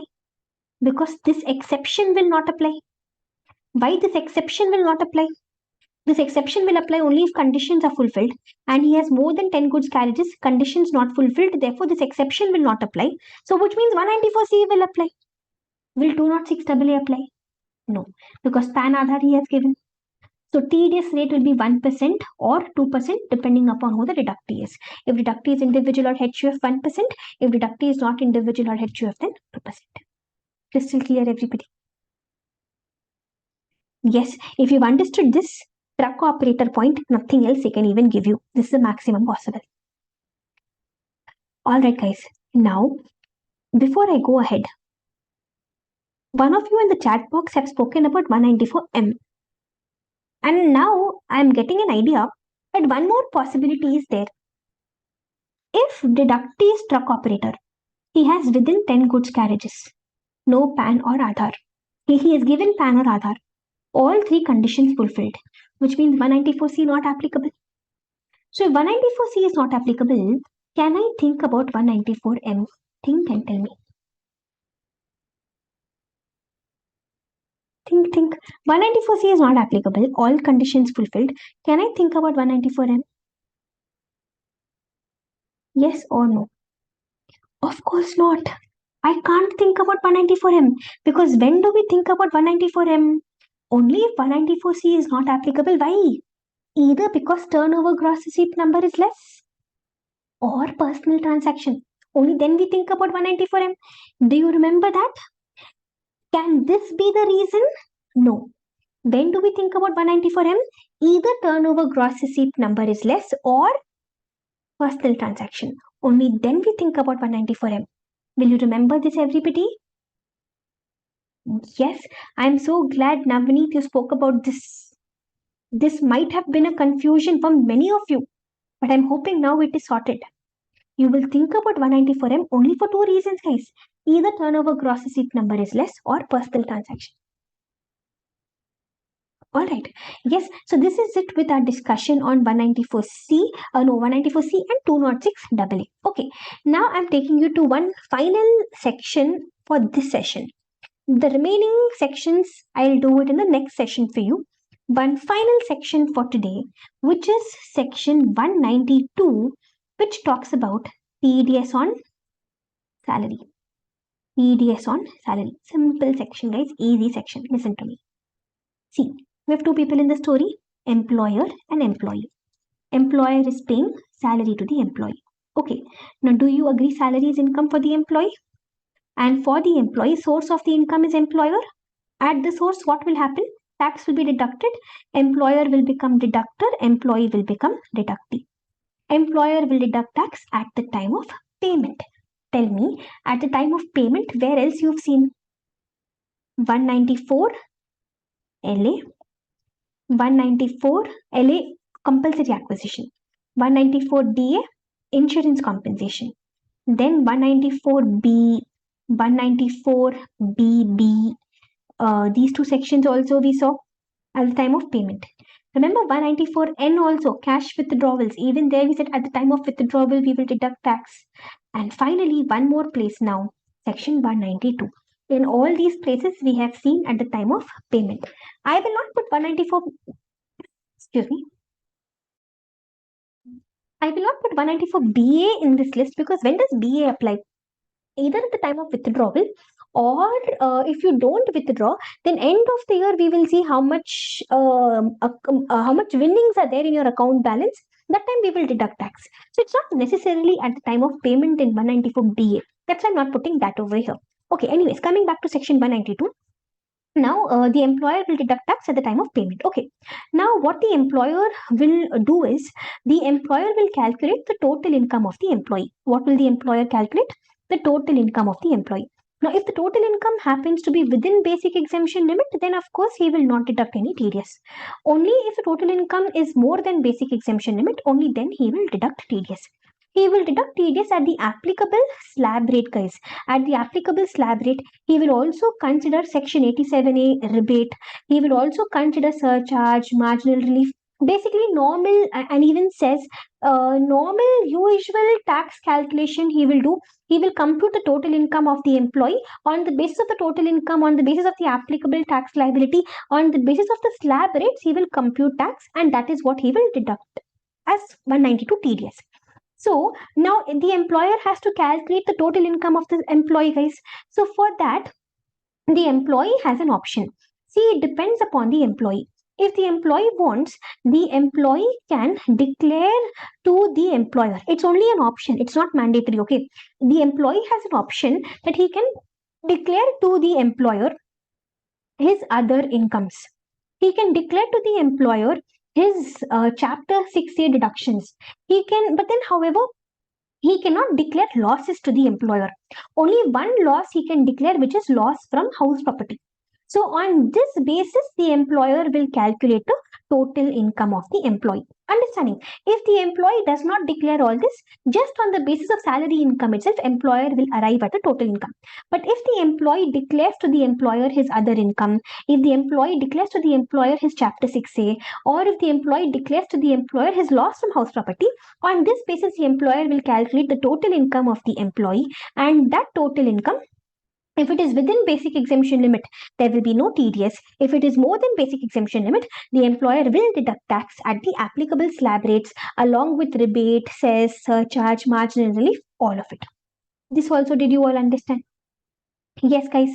Now listen to my next point. See, if I talk about basic exemption limit, if I talk about total income, 115 BAC also will come to your mind. So if the employee wants to opt out, if the employee does not want to follow 115 BAC, if the employee wants to follow the normal provisions, the employee has to inform the employer that I am opting out. If the employee does not inform anything like this to the employer, what is default? By default, what will the employer follow? The employer will follow 115 BAC to find the total income of the employee.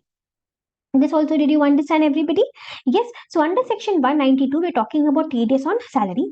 Now the employer will deduct tax at the time of payment of salary. He will deduct tax only the total income is more than basic exemption limit. To compute the total income, employee has a choice. He can declare to the employer his other incomes, his chapter 6 deductions, and his loss from house property. And then we discussed that if the total income is more than basic exemption limit, then 192 TDS will be deducted at the applicable slab rates. To compute total income, to compute tax liability and all, if employee tells the employer he is opting out, then employer will follow the normal provisions. If employee does not inform anything to the employer, then the employer will by default obviously follow 115 BAC. Okay, now listen to the next point. Everybody listen carefully. See, employee, he wants HRA exemption. Okay, he will get HRA exemption only if he gives a copy of rental receipt. See, he wants HRA exemption. We can give him HRA exemption only if he first of all has rental expense. Do you all agree? Yes or no? Yes, isn't it, guys? We can give him HRA exemption only if he has rental expense. So he has to prove he has rental expense, right? He has to prove he has rental expense by showing rental receipt. But rental receipt, we will ask him only if the rent is at least 3,000 per month. Only then he will have to give rental receipt. Remember this for MCQs. Rental receipt, when does he have to give? Only if rental expenses at least 3,000 per month. He also has to give PAN of landlord. But PAN of landlord he will have to give only if rent is more than 1 lakh for that particular year. So when does he have to give rental receipt? You're understanding. When will he give rental receipt? Rental receipt he will give if rent is at least 3,000 per month. When will he give PAN of landlord? PAN of landlord he will give only if rent is more than 1 lakh per annum. So rental receipt if rent is at least 3,000 per month. PAN of landlord if rent is more than 1 lakh per annum. This also you've understood, everybody. Yes, and then coming to one last thing, do you remember I had told you the TDS certificate has to be given quarterly? Remember this, TDS certificate has to be given quarterly. But under section 192, the employer will give the employee the TDS certificate, right? This is not quarterly. This has to be done annually. Like for example, for previous year 23-24, it has to be given by 15th June 2024. You're understanding? So TDS certificate under 192 has to be given annually. It has to be given on 15th of June of the assessment year. So whatever is the assessment year, 15th June of that is when TDS certificate has to be given, not quarterly. It will be given annually on 15th of June of the assessment year. Clear, guys? This is it about section 192. All right, so this was one last section that we were discussing for this session. We have a few more sections only left. We have to discuss about section 193, interest on securities. Then we have to discuss about 194 IB, which is also relating to rent. Then we have to discuss about 192A RPF withdrawals. Then we have to talk about 194, 194K, two similar sections. And then finally we have section 194 P, Q and R. Okay, so we're done with, I would say, 3/4 of our learning we're done with. We have the last part left, for which I'll upload another video on YouTube covering the remaining part. You can finish it from there. All right, guys. So with this, I'll close this session here. I am hoping that you are finding it productive. I'm hoping it has helped you at least to a little extent. All right. If it has helped you even one bit, if it has helped you, if it has given you at least a little bit of confidence, then objective is accomplished. You should not be thinking of even skipping this chapter. That is the whole objective.